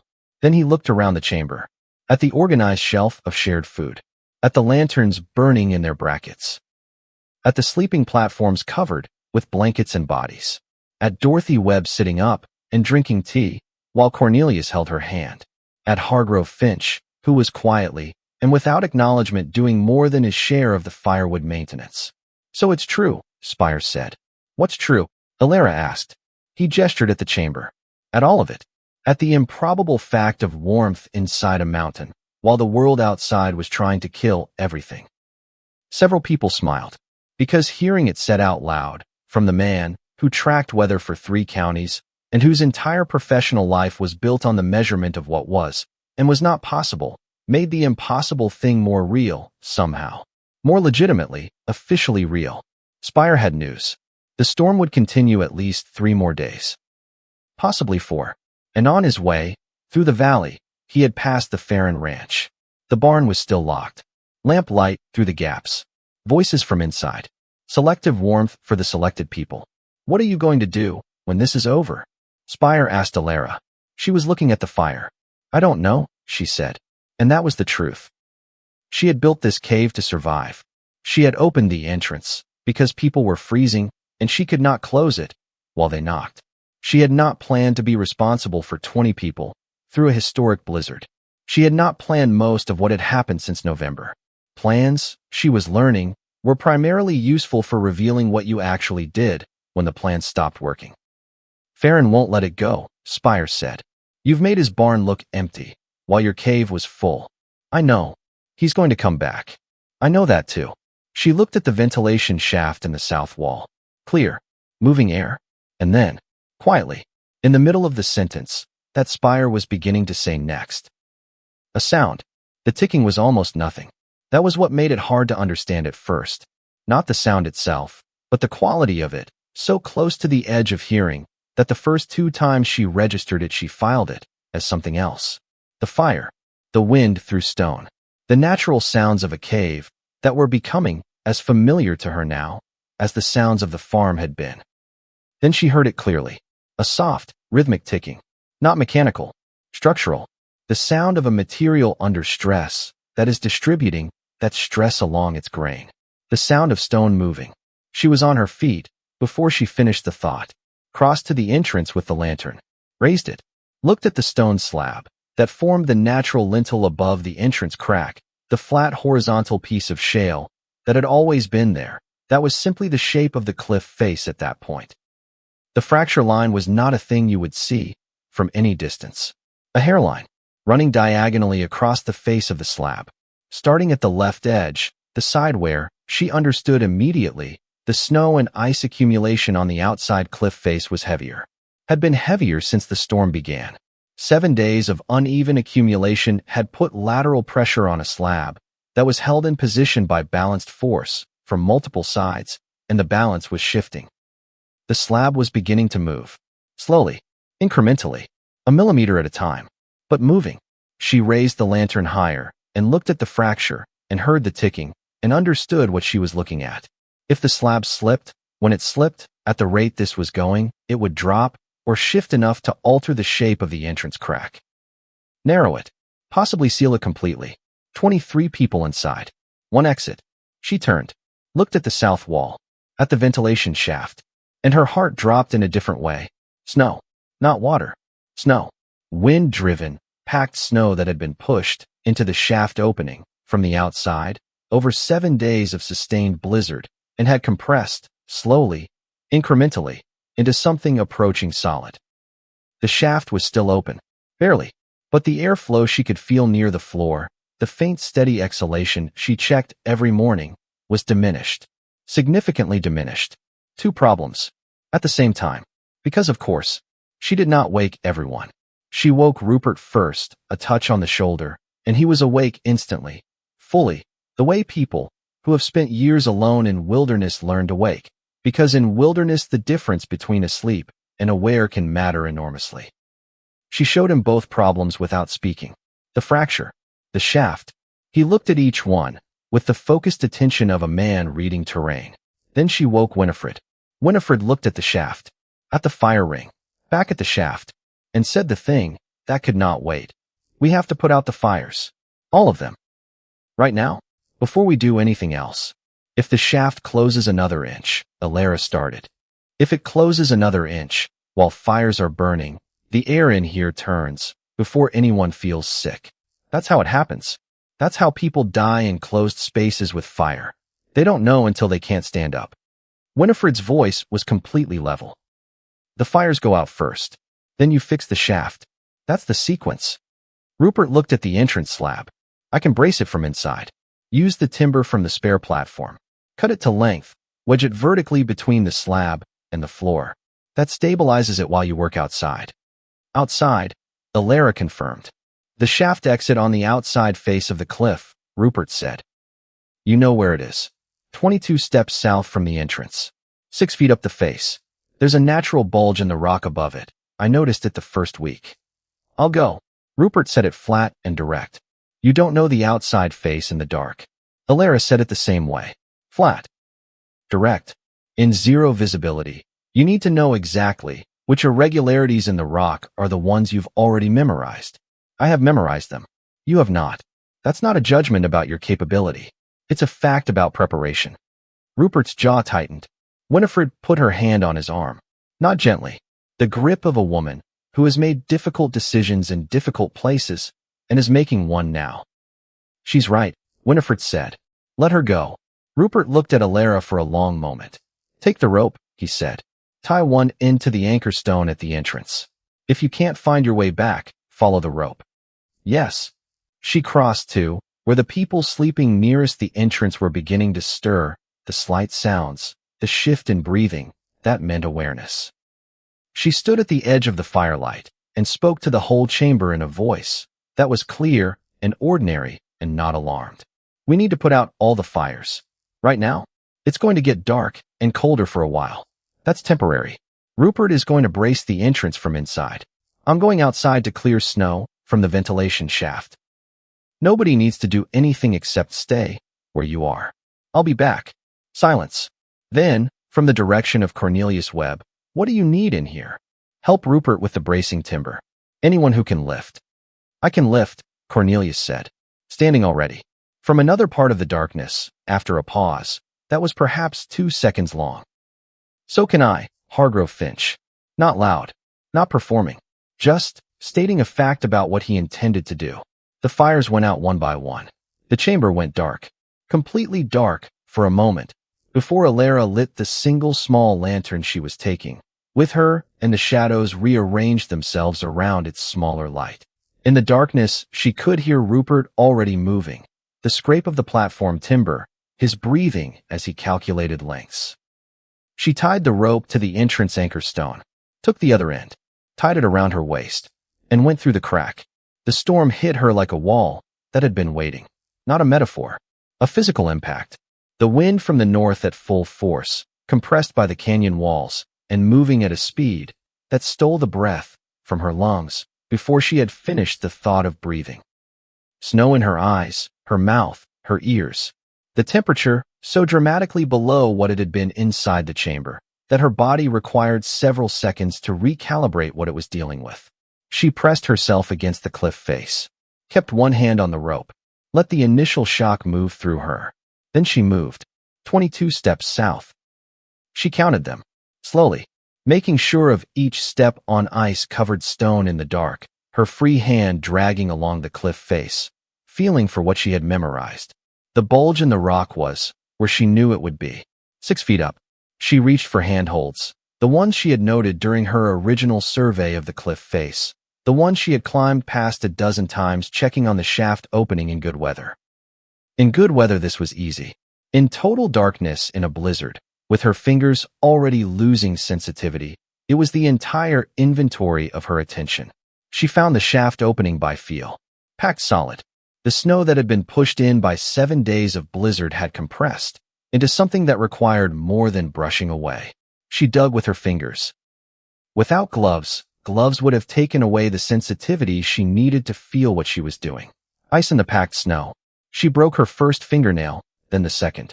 She punched at it, clawed at it, made the incremental progress of someone who has no other option and therefore makes the option work. A piece broke away, then a larger one. She was working overhead, arms raised, body pressed against the cliff face, the rope at her waist the only thing connecting her to any other human being in the world. And then the last plug gave way. She felt it, before she understood it, a warm pressure against her frozen hands. Soft, moving, an exhalation from somewhere deep inside the stone, air from far below traveling up, through rock and out, into the storm. The same warmth that had stopped her walking in this canyon 6 weeks ago. The same thread of something alive in all the cold. Still here.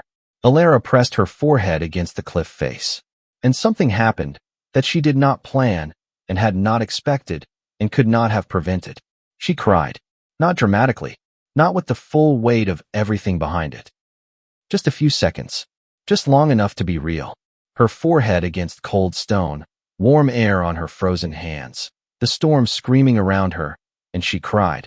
Because she was 18 years old, and she had been holding herself together since November, and she was very cold and very tired, and the mountain had just answered her. She had been paying attention at the right moment 6 weeks ago. Not because she was exceptional, not because she was destined for this, because she had been exhausted enough and cold enough and desperate enough to slow down and notice something small. A thread of warmth against a frozen face.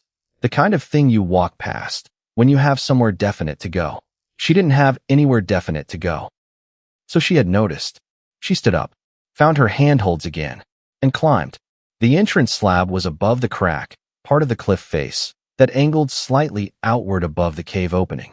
She reached it and found the uneven snow mass pressing against the left side, heavy, compacted, asymmetric.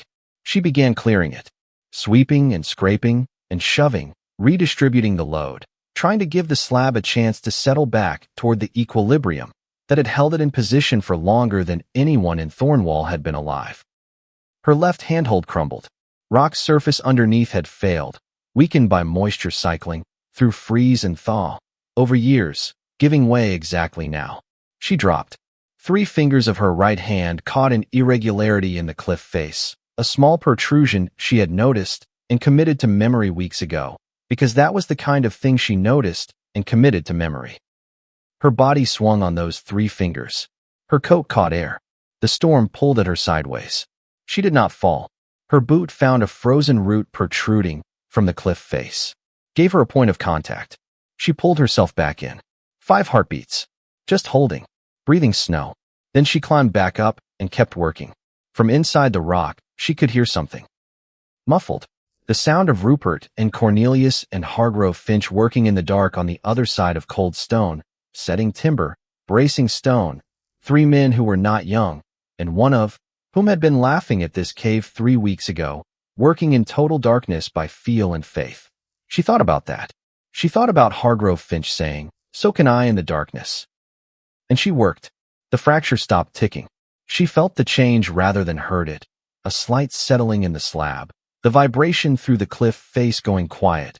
The loaded thing releasing a fraction of its tension as the weight above it rebalanced. Held. She climbed down. Followed the rope back to the entrance.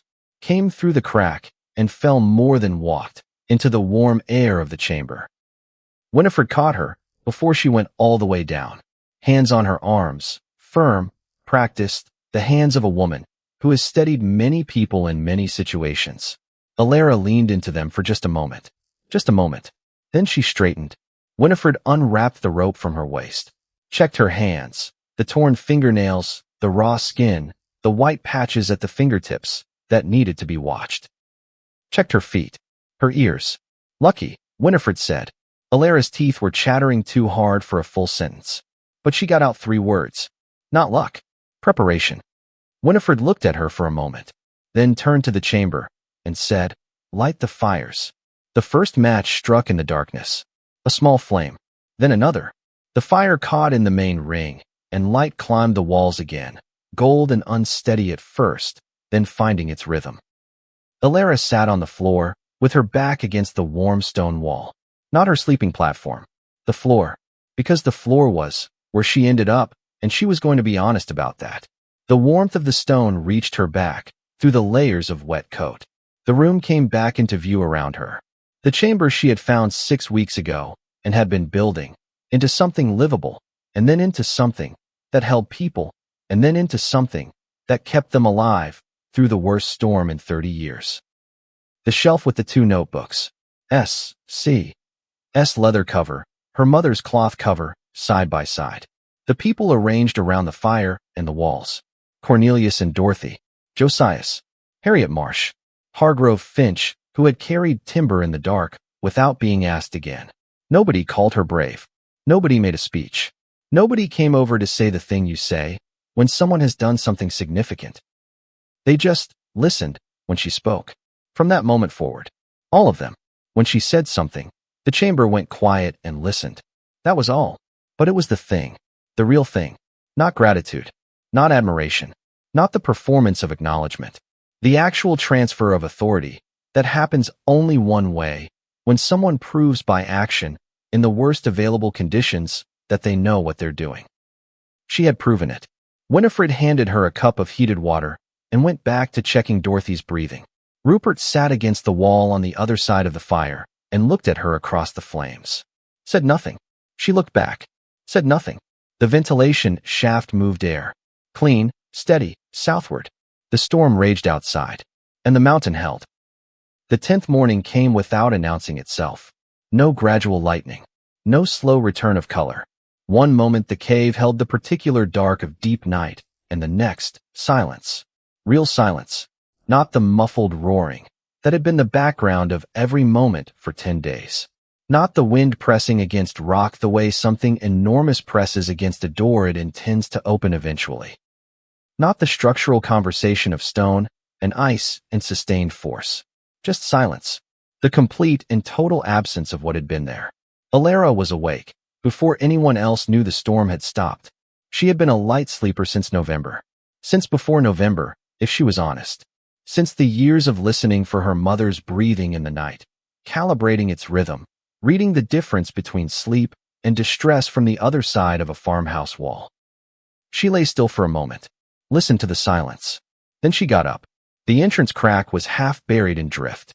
Snow had packed against the outside cliff face, and the lower portion of the gap was solid white. She had to dig her way out, hands and the cast iron pot, familiar tools by now, routine in the way that only repeated necessity makes anything routine. It took 20 minutes. She stepped outside and stopped because the world was different.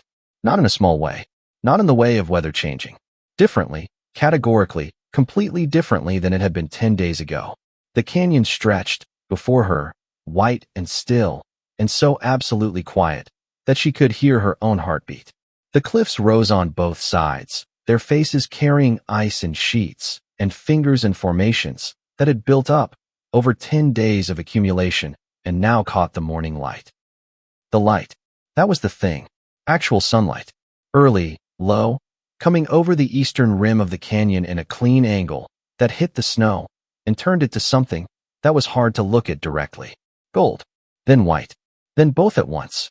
The sky above the canyon walls was blue, not gray, not purple gray, not the heavy overcast of the blizzard. Blue, the specific, almost aggressive blue of a clear winter sky, after a major storm has wrung all the moisture from it and moved on. The kind of blue that seems to have no depth, no ceiling, the kind that goes up forever and does not apologize for it. Alara stood in the snow outside the cave and looked at this for a while. Just looked. She had stayed. She had prepared. She had gone out in the dark and come back. And now it was morning, and the storm was finished, and the sky was blue, and the canyon was still there, and so was she. That was enough. That was actually enough. People began waking to the silence. It was the silence that did it. Not light. The cave had no windows. But silence travels through stone in its own way, and what the ear registers as absence is actually a presence, a new pressure, and sleeping bodies feel the change before conscious minds understand it. One by one, Josias first, then Harriet Marsh, then Cornelius, who had barely slept anyway, then the others in gradual succession, the cave filling with the sounds of people waking from a long, difficult sleep into something they weren't sure how to name yet. Alara came back inside and said it plainly. Storm's finished. Sky is clear. It's cold, but it's still. A pause. Then several things happened at once. Cornelius exhaled, a long, slow exhale that carried 10 days of something he had been holding, and reached for Dorothy's hand. Harriet Marsh covered her face with her hands for a moment. Josias said a word under his breath that was probably a prayer, and probably not the kind you said in church. Hargrove Finch sat very still. He was looking at the cave wall, at the warm stone, at the place he had been sleeping for 10 days in a cave he had publicly, loudly, specifically ridiculed. And the look on his face was the look of a man doing a very uncomfortable accounting. The kind where the numbers keep coming out the same way no matter how you rearrange them. He did not say anything, but he got up and started feeding the fire without being asked. Methodically, quietly, with the focus of someone who is using their hands to say the thing their mouth is not yet ready to say. Alara noticed. Didn't comment. Winifred was already checking Dorothy. Hands, forehead, breathing. Dorothy was better, measurably, clinically better, the kind of better that means the crisis has passed, and what remains is recovery. Still pale, still tired, but her eyes were clear, and her breathing was even, and when Cornelius squeezed her hand, she squeezed back. "Tea," Winifred said. Not a question. Already heating water. They began leaving throughout the morning. Not all at once. In the way of a cave that has been someone's home, gradually, in pieces, with the care of people departing from a place that has given them something they had not expected to receive. Josias went first, shaking Alara's hand once, with both of his, and saying nothing at all, which was exactly the right amount to say. Harriet Marsh stopped at the entrance, looked back at the warm chamber, looked at Alara. "I didn't believe it," she said. "When I heard the stories in town, I thought," she stopped, started again. "I thought it was the kind of thing people made up." "A lot of people did," Alara said. "Well," Harriet looked at the cave wall. "The warm stone. I won't." She went, through the crack, and out into the white morning. Others followed, in pairs, in small groups, through the entrance crack, one at a time, stepping out into a canyon that looked nothing like it had before the storm, the shape of it transformed by accumulation and drift and the creative destruction of sustained blizzard, the stream buried, the floor redistributed, the whole known geography replaced by a new one. Changed, but still there, still the same canyon underneath. Cornelius Webb stopped in front of Alara on his way out. He was a large man, had always been a large man by the evidence of his frame, even now when 72 years had taken some of what the decades at the forge had put there. He stood in front of her and extended his hand. Not a wave, not a gesture, a handshake, formal, deliberate, the handshake of a blacksmith who has been shaking hands with purpose since before Alara was born and knows exactly what a handshake is for. She took it. He held it for a moment, just a moment longer than a standard handshake, and in that extra moment said everything he was not going to say with words. Then he released her hand and stepped aside. Dorothy was beside him. She looked at Alara, and then she did something that Alara had not expected and was not prepared for. She pulled her into an embrace. Not brief, not performative. The embrace of a 71-year-old woman who has survived 10 days in a blizzard, with pneumonia in a cave inside a mountain, and who intends to communicate the full weight of that survival in the hold of her arms. It lasted, Alara couldn't have said how long. Long enough. Dorothy stepped back, looked at her, didn't speak, walked away through the snow, with Cornelius beside her, his hand at her elbow, moving carefully on the ice-covered canyon floor. Old, slow, deliberate, but moving, which was the whole point. Alara watched them until the canyon bend took them out of sight. Then she went back inside. Hargrove Finch was the last. Everyone else had gone. The cave was empty except for him, and Alara and the dying fire, and the 2 notebooks on the shelf, and the morning light coming through the entrance crack in a thin, clean line. He stood near the entrance, did not move toward it, opened his mouth, closed it, tried again. His mouth was doing the thing mouths do when the words inside them are the kind that have never been said before and therefore don't have a well-worn path to the surface. He tried 3 times, got as far as, "I just wanted to say," and stopped. Alara looked at him, waited. "I just wanted to say that another stop." His jaw worked. Something in his face that was clearly costing him something. Not physical pain, the other kind. The kind that has to do with who you've been versus who the situation is demanding you acknowledge yourself to be. He stopped trying to finish it, looked at her instead. She held his gaze for a moment. "I know," she said. That was all. 2 words. Quiet. Direct. Not magnanimous. Not the tone of someone granting a pardon. Just accurate. Acknowledging what was there, without requiring it to be more than it was. Hargrove Finch nodded. Once. The nod of a man who has been let off a hook he deserved to be on, and knows it, and is grateful in a way he will probably not have the vocabulary for later. He went through the entrance crack and out. Alara stood in the empty cave, and listened to the last footsteps disappear. Then she sat down on the floor, with her back against the warm stone wall. The fire had burned down to coals, orange and slow. The lanterns were still lit, 2 of them, guttering gently. The supply shelf held what remained. The medical bag Winifred had left, mostly empty now. The blankets folded and stacked. The woodpile significantly reduced, but not gone. And the 2 notebooks on the shelf. Cloth cover, leather cover, side by side. She was sitting there when the knocking came. Afternoon light, by then. The thin rectangle of it, through the entrance crack, had moved across the cave floor during the hours she'd been sitting, with the quiet. She had not been doing nothing. She had cleaned the drainage channel, checked the ventilation shaft, sorted what remained of the food stores. But she had been moving slowly, with the deliberate slowness of someone who has been running at full capacity for a very long time, and is allowing themselves to notice that it costs something. The knock was wrong. Not the sound of someone who had found the entrance in the daylight and was announcing themselves. Lighter than that, more effortful. The sound of knuckles that had been clenched against cold for so long that opening them to knock required a decision. She was at the entrance before the thought completed. She looked through the crack. Gerald Voss. Gerald Voss was standing in the snow outside the cave.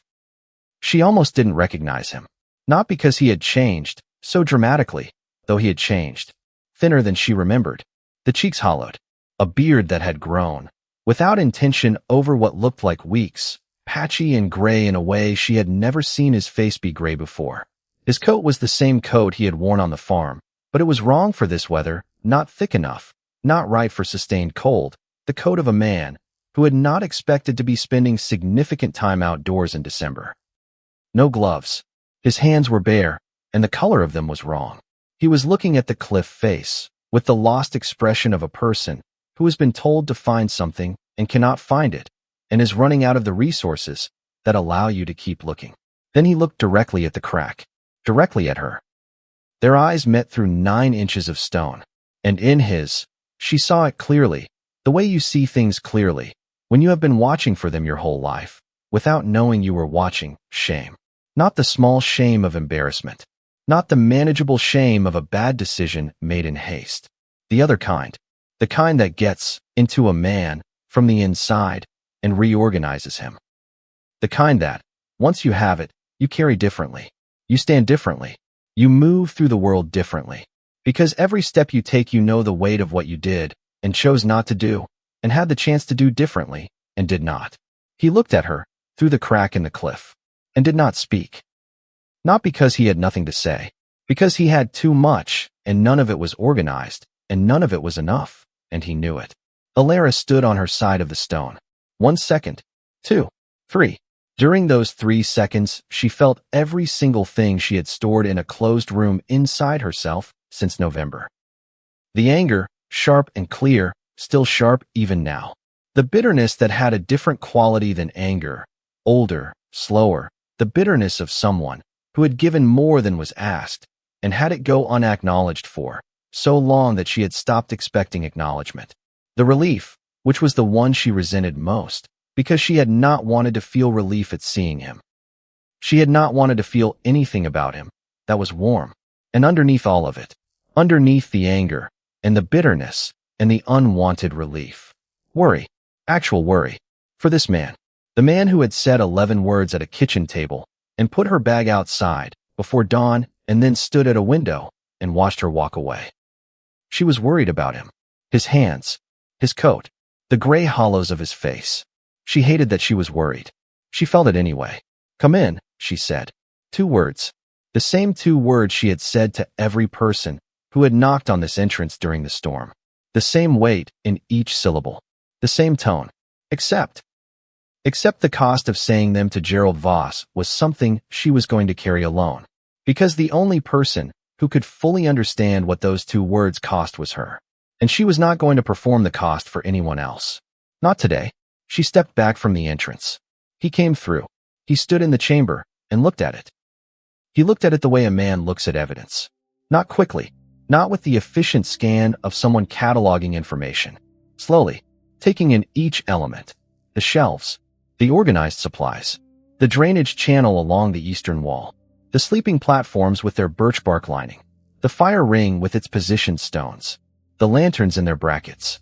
He looked at the 2 notebooks on the shelf. Then he looked at her, and the shame on his face deepened into something that looked physically painful. Because he was doing the arithmetic that the cave demanded he do.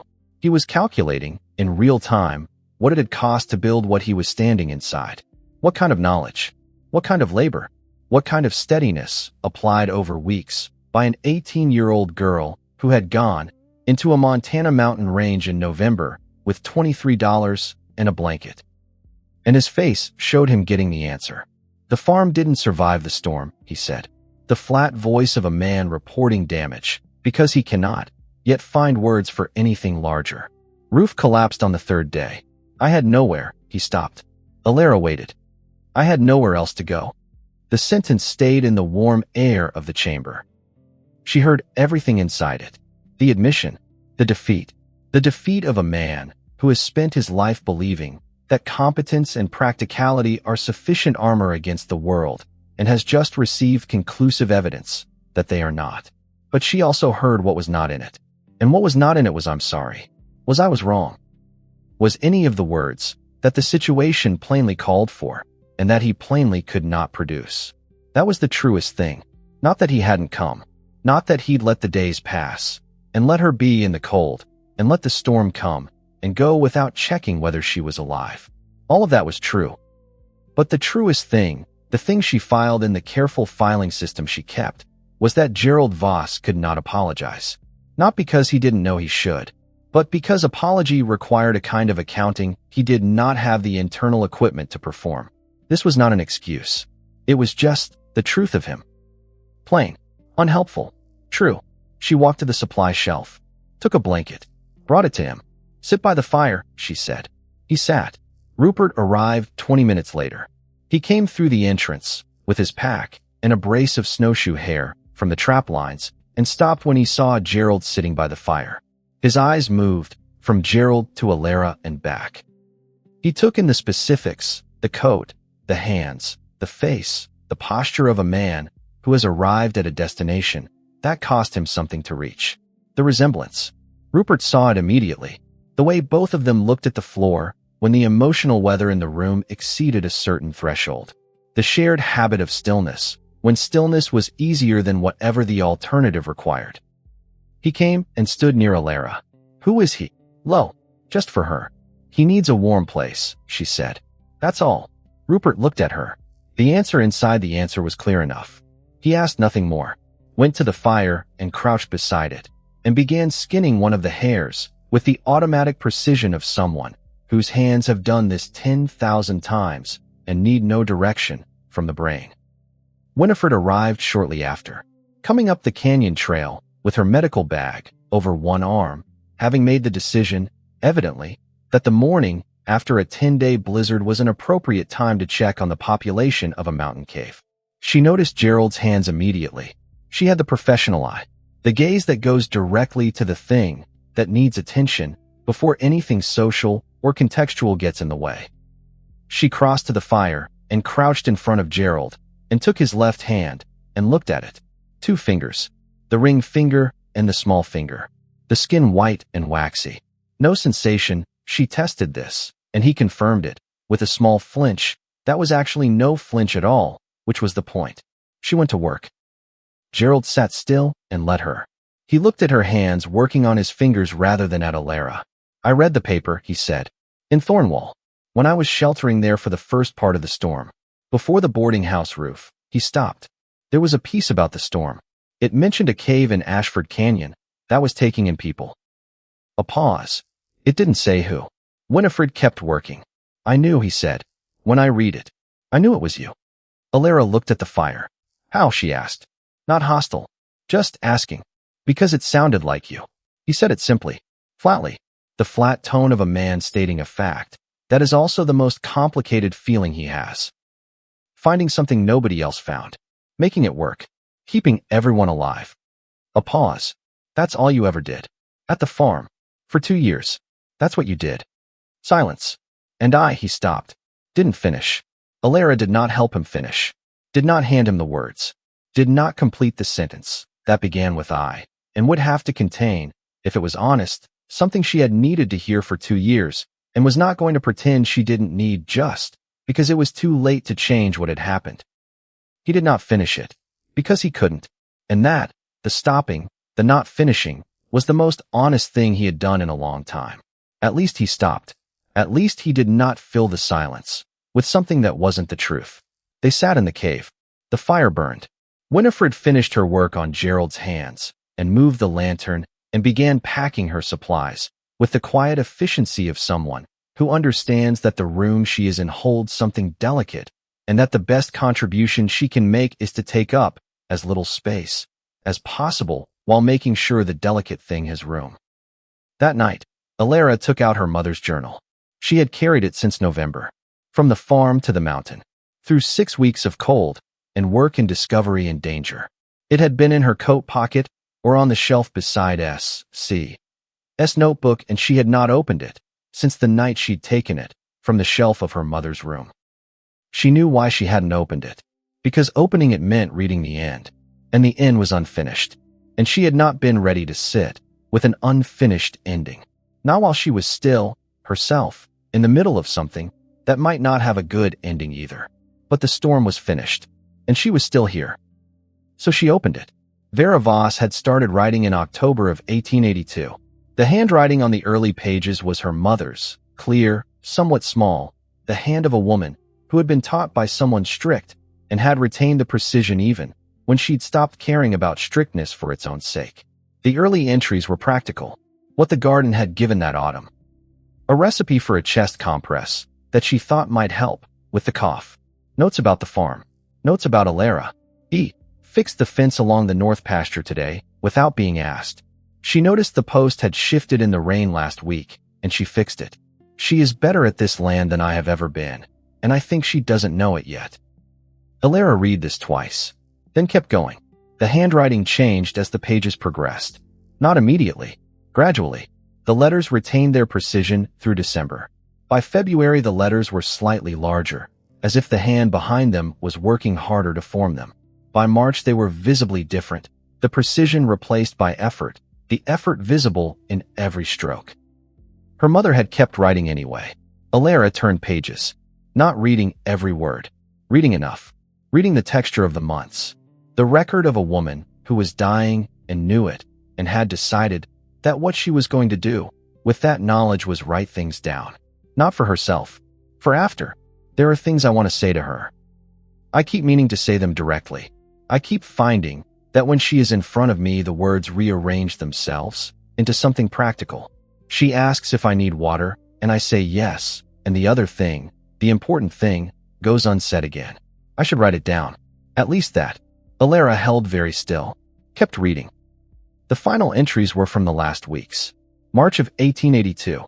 The handwriting by then was barely recognizable, as her mother's, the letters formed by hands that were fighting to remain hands, to retain the function they had always performed, pressing hard on the page, as if the pen was a thing to hold on to.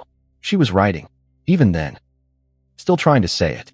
The last page, the last entry, the ink pressure was heaviest here, as if the hand behind it knew, as if the body understood that this was the last opportunity and pressed accordingly. The most important thing I want you to remember is, and then, nothing. The rest of the page, blank. The pen had stopped mid-sentence. Mid-thought. At the word is, and no further. Because after as there had been no more capacity, no more mourning, no more time to finish the thing that had been waiting all these months to be said. Alara sat with the open journal in her lap. She was aware of the fire, of Rupert's breathing across the cave, already the slow, even breathing of sleep. Of Winifred, who had decided to stay the night and was settled in the far corner.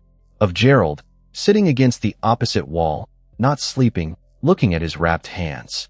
She read the unfinished sentence again.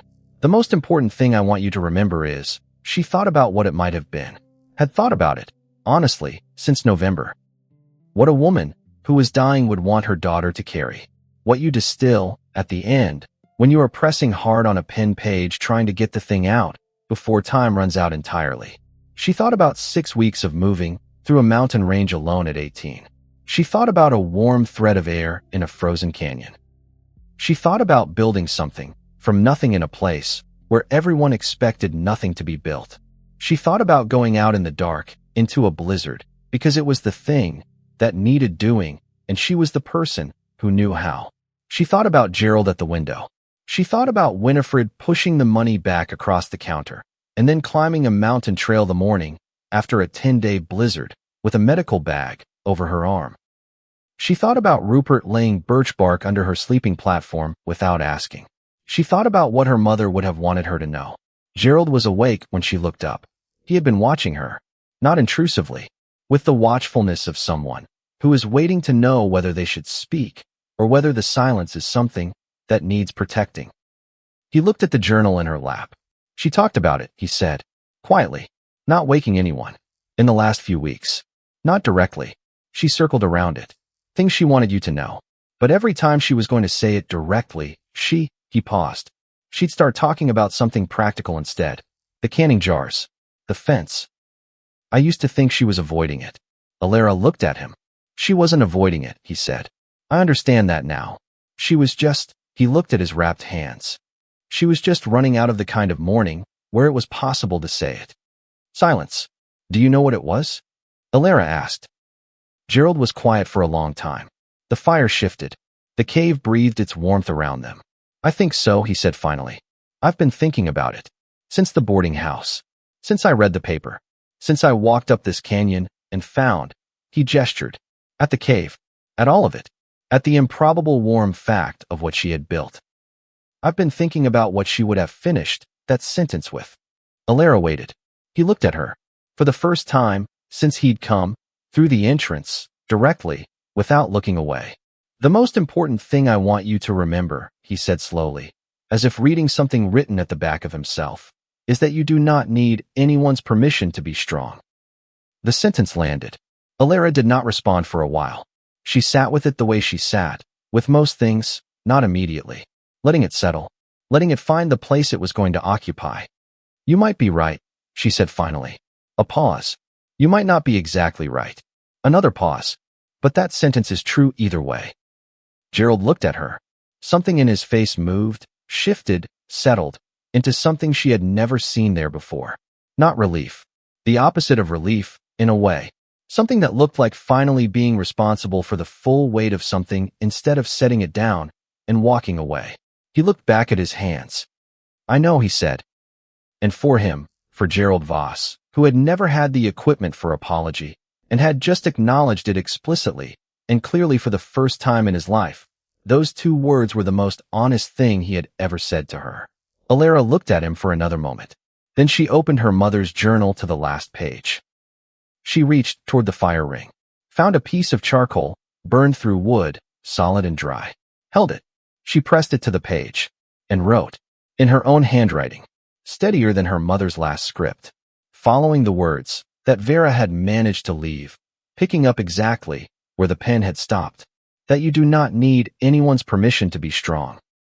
She looked at what she had written, her handwriting and her mother's on the same page, the sentence beginning in one hand and ending in another, started by a woman who had run out of time, finished by the girl who came after her and had not.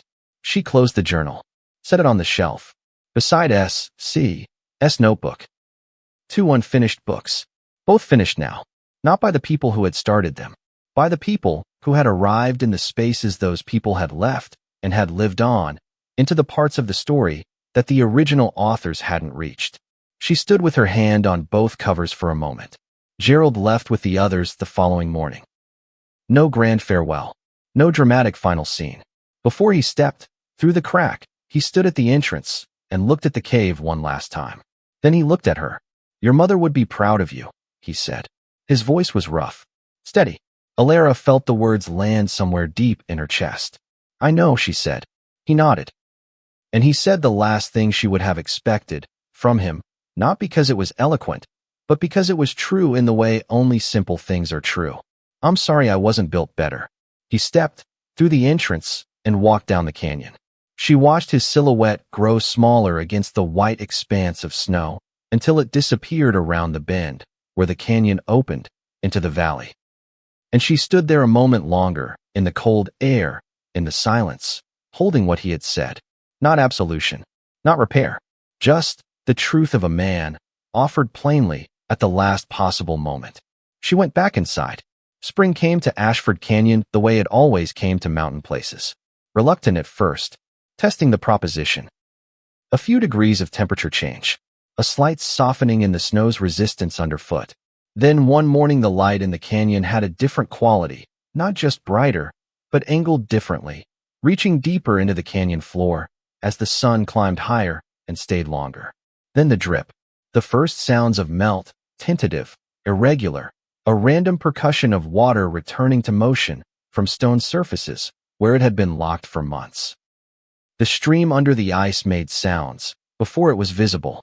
You could hear it coming back to life under the frozen surface, moving through channels that had held it suspended since November. The snow retreated by degrees, by feet, by acres, and the canyon showed itself again underneath, the same stone, the same narrow sky between the same cliffs, but cleaned. Reconfigured by the weight and retreat of what had covered it. Different and the same. Alara worked through the spring. New shelves? She had been planning them since January, knowing the existing ones had reached their load limit, and that whatever this place was going to be needed more organization than a first-year effort could provide. She cut timber from dead pines in the upper canyon. Shaped the brackets. Set them into the stone with the technique S.C.'s notebook had described, which turned out to work exactly as described. She planted what she could in a small sheltered spot she had identified at the south end of the canyon. South-facing stone absorbed heat differently, extended the growing season by weeks. Greens, mostly. Root vegetables. Things that could survive the altitude. She learned to read the canyon the way she had learned to read the farm. Which walls held morning heat, and for how long. Where the stream ran clearest for drinking. Which sections of the upper cliff were stable, and which sent small rockfalls when the freeze-thaw cycle worked on them. She learned it because it was hers now. Not legally. That was a different question, and she was not naive about different questions. But in the way that matters more than legal. In the way of having built something inside a place, of having put her knowledge and her labor and her attention into it until the place and the person were no longer entirely separate things. Rupert didn't go back to his cabin.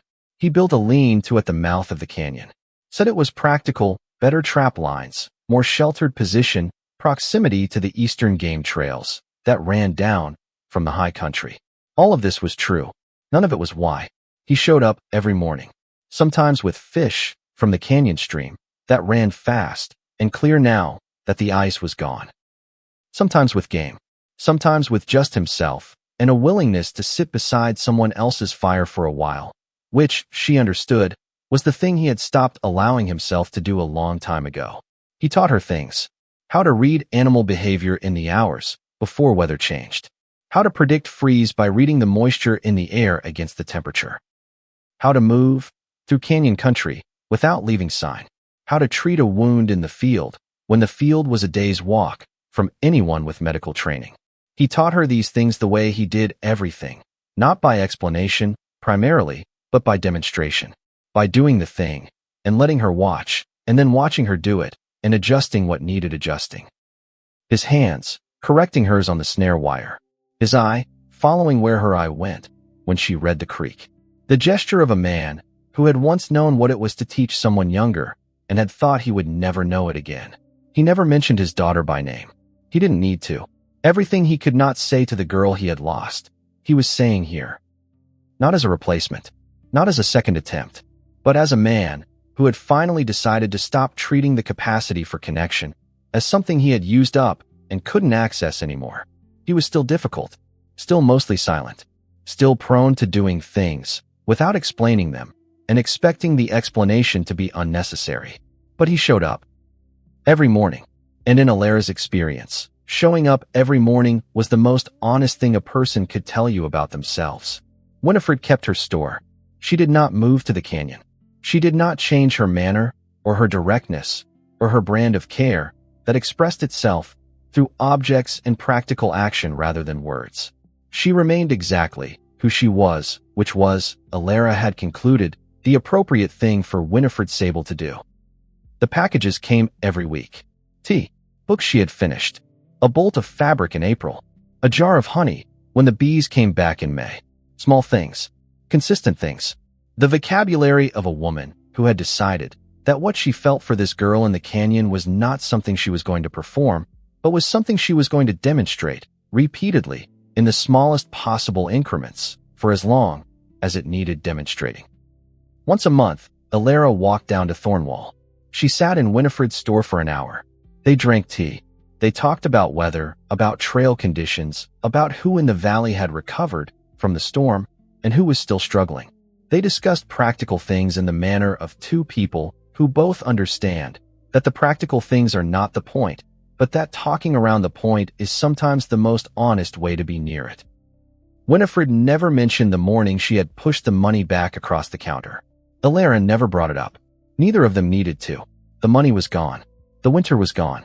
What remained was Tuesday afternoons in a general store, with tea going cold on the counter and snow falling outside the window, and neither of them was going to diminish that by dragging the past into it. Aldous Farron came in late April. The canyon trail was clear by then, snow only in the shaded sections and the deep north-facing corners, where it held on, through spite more than volume. The stream was full and loud, weeks of melt coming down the canyon in a rush that made the place sound different than it had in winter. He came alone. No horse, no hired man, no visible sidearm. He walked in from the canyon mouth on foot, which was itself a statement, the statement of a man who has decided that the posture of authority he usually maintains is not appropriate for this particular conversation. He called her name from outside the cave. She came out. They stood in the April sunlight. The canyon walls above them were just beginning to show green in the crevices, where things grew, small, tenacious things that knew how to live in thin soil and cold and limited light. The stream ran between them, loud and cheerful, completely indifferent to the situation. Aldous Farron looked older than he had in November. This was real, and she did not perform surprise at it. The winter had cost him something. Not what it had cost other people, not the structural things, not the livestock, not the roof. What it had cost him was invisible. But it showed in the set of the shoulders, the quality of attention in the face, the way a person stands, when they have been carrying something for a while and are no longer sure how to put it down. "I want to make you an offer," he said. She waited. He named a figure. It took a moment to understand how large the figure was, because she had been living on $23 since November, and her frame of reference required adjustment. "In exchange," he said, "you leave the canyon. And you don't." He paused. "You don't speak about anything relating to Samuel Crane or this property to anyone. Journalists, officials, anyone." Alara looked at him, not with triumph, not with the satisfaction that the situation might have seemed to entitle her to, just looking at a man who had built his entire position on the foundation of what his father had done, who had not done those things himself, but had benefited from them and had maintained the silence around them. "No," she said. Aldous looked at her for a moment. "You understand what I'm offering. I understand it. Then, you can't buy something that saved people's lives."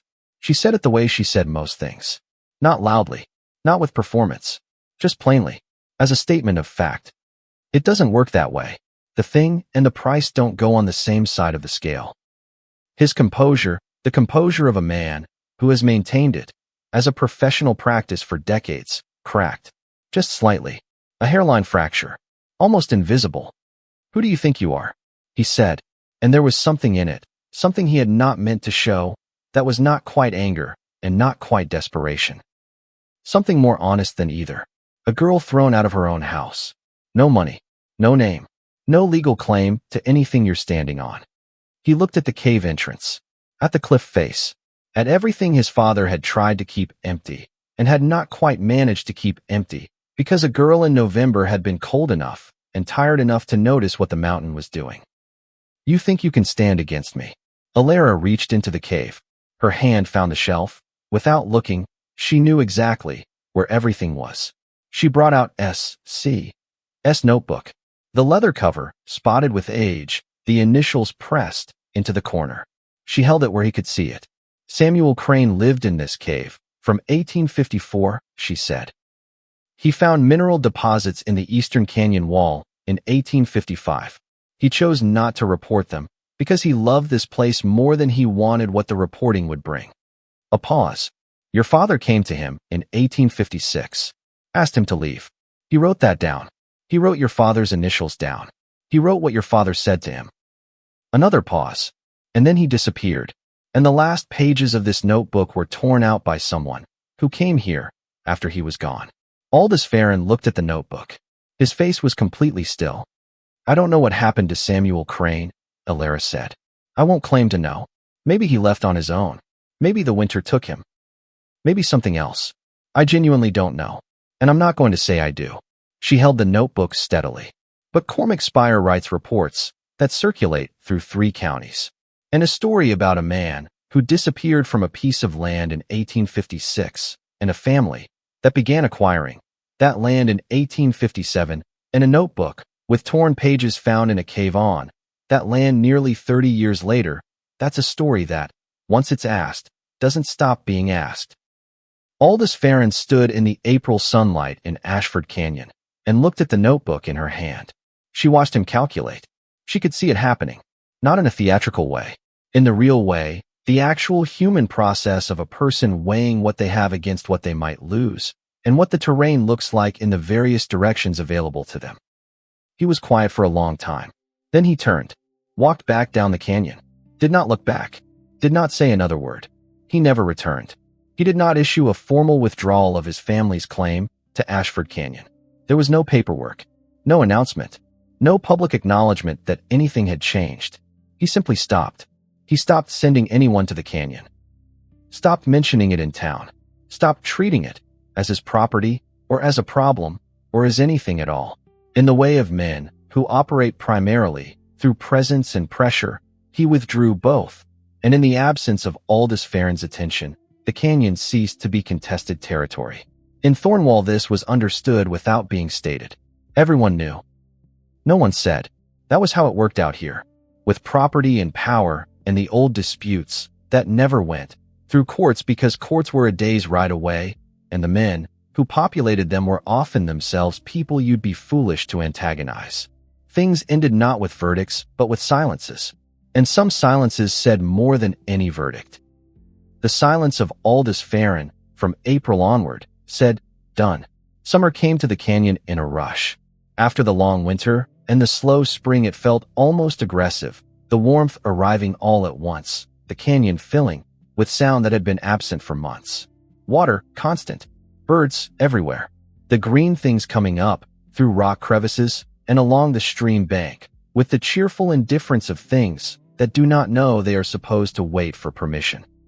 She stood outside the cave entrance on an evening in August. The light in the canyon at that hour was specific. The sun had dropped behind the western rim, but its light still filled the sky above, and this reflected light came into the canyon at an angle that turned the cliff faces amber and gold. The stream caught it too, running clear over polished stone, carrying the color downstream in bright ribbons. She stood and looked at it. She thought about the people who had laughed. She thought about Aldous Farron, with his leather coat and his hired men and his 3 days. She thought about Winifred pushing her money back across the counter. She thought about Gerald at the kitchen table looking at his hands. She thought about Cornelius's handshake, the full weight of it. She thought about Hargrove Finch saying, "So can I in the dark." She thought about Dorothy Webb's face when she first touched the warm stone. She thought about Rupert adjusting her hands on the snare wire, without thinking, the gesture of someone who has not forgotten how to teach, only forgotten that he was allowed to. She thought about her mother. About the handwriting getting smaller, then getting harder to form. Then the sentence that stopped it is, because the morning had run out. She thought about the charcoal in her hand, the steadiness of her own handwriting on that page. The sentence completed in 2 different hands across a gap of years. The most important thing I want you to remember is that you do not need anyone's permission to be strong. She had not been strong because she was exceptional. She had been strong because she was cold and alone, and the alternative to strong was something she could not afford. But she understood now that strength was not a thing you discovered, that you had. It was a thing you discovered through what you did when you had no other choice. And the discovery, that was the part that stayed. That was the part you carried. That was the thing her mother had been trying to put into words on a page in March of 1882, pressing a pen, with hands that could no longer quite manage the pressure required, trying to get it down. Before the morning, that would finally not be enough. She had known. Vera Voss had known exactly who her daughter was, had watched her fix the fence and cook the broth and split the firewood and keep the farm running and manage the grief, and had known. Had wanted her to know that she knew. Had run out of time, but not entirely, because some things get finished by the people who come after. Some sentences get completed by hands that weren't there when they were started. Some stories, the ones that matter, the ones that are actually true, don't end when the person telling them stops. They continue in the living of the people who heard them, even partially, even in fragments, even in the things that were never quite said directly. Alara turned and went back inside. Rupert was building the evening fire. He looked up when he heard her footsteps, nodded once, moved aside, just slightly, just a shift, to make room beside the flames. Not a word, not an invitation in any formal sense. Just space. Space made available for another person at a fire in a cave on a summer evening in Montana in 1885. In the warm mountain, in the stone that held heat from somewhere far below and asked nothing in return. In the home that a girl with $23 had built from a dead man's instructions and her own specific attention to what everyone else had walked past. Alara sat down, not because she was cold, not because she needed the fire or the warmth of the stone or the shelter of the mountain around her. She had all of these things regardless of where she sat. She sat down because she wanted to sit beside someone. And for the first time in her life, for the very first time, she let that be enough. Not as a compromise, not as a concession to what was available, as a choice, a real one. The choice of a person who has learned, through cold and dark and a blizzard that lasted 10 days, that wanting company is not weakness. That needing warmth is not the absence of strength. That you can be entirely capable of surviving alone and still choose, when the option exists, not to. The fire caught. Light climbed the walls, and from somewhere deep beneath them, through stone that had been holding heat since long before either of them existed, something rose, steady and warm and indifferent to time, and carried the smoke gently upward, through the ventilation shaft, past the healed entrance, into the August sky above the canyon, where it dissolved among the first evening stars. On the shelf behind them, 2 notebooks rested side by side. One cloth, one leather. Both had been started by people who were gone. Both had been finished by the person who remained. And the mountain held them all, the finished things, and the people who finished them, in the warmth it had always kept, as it had always kept it, as it would go on keeping it, long after the fire went to coals, and the canyon filled with the sounds of a summer night, and the stars above the narrow strip of sky burned clear and cold and permanent. Still here,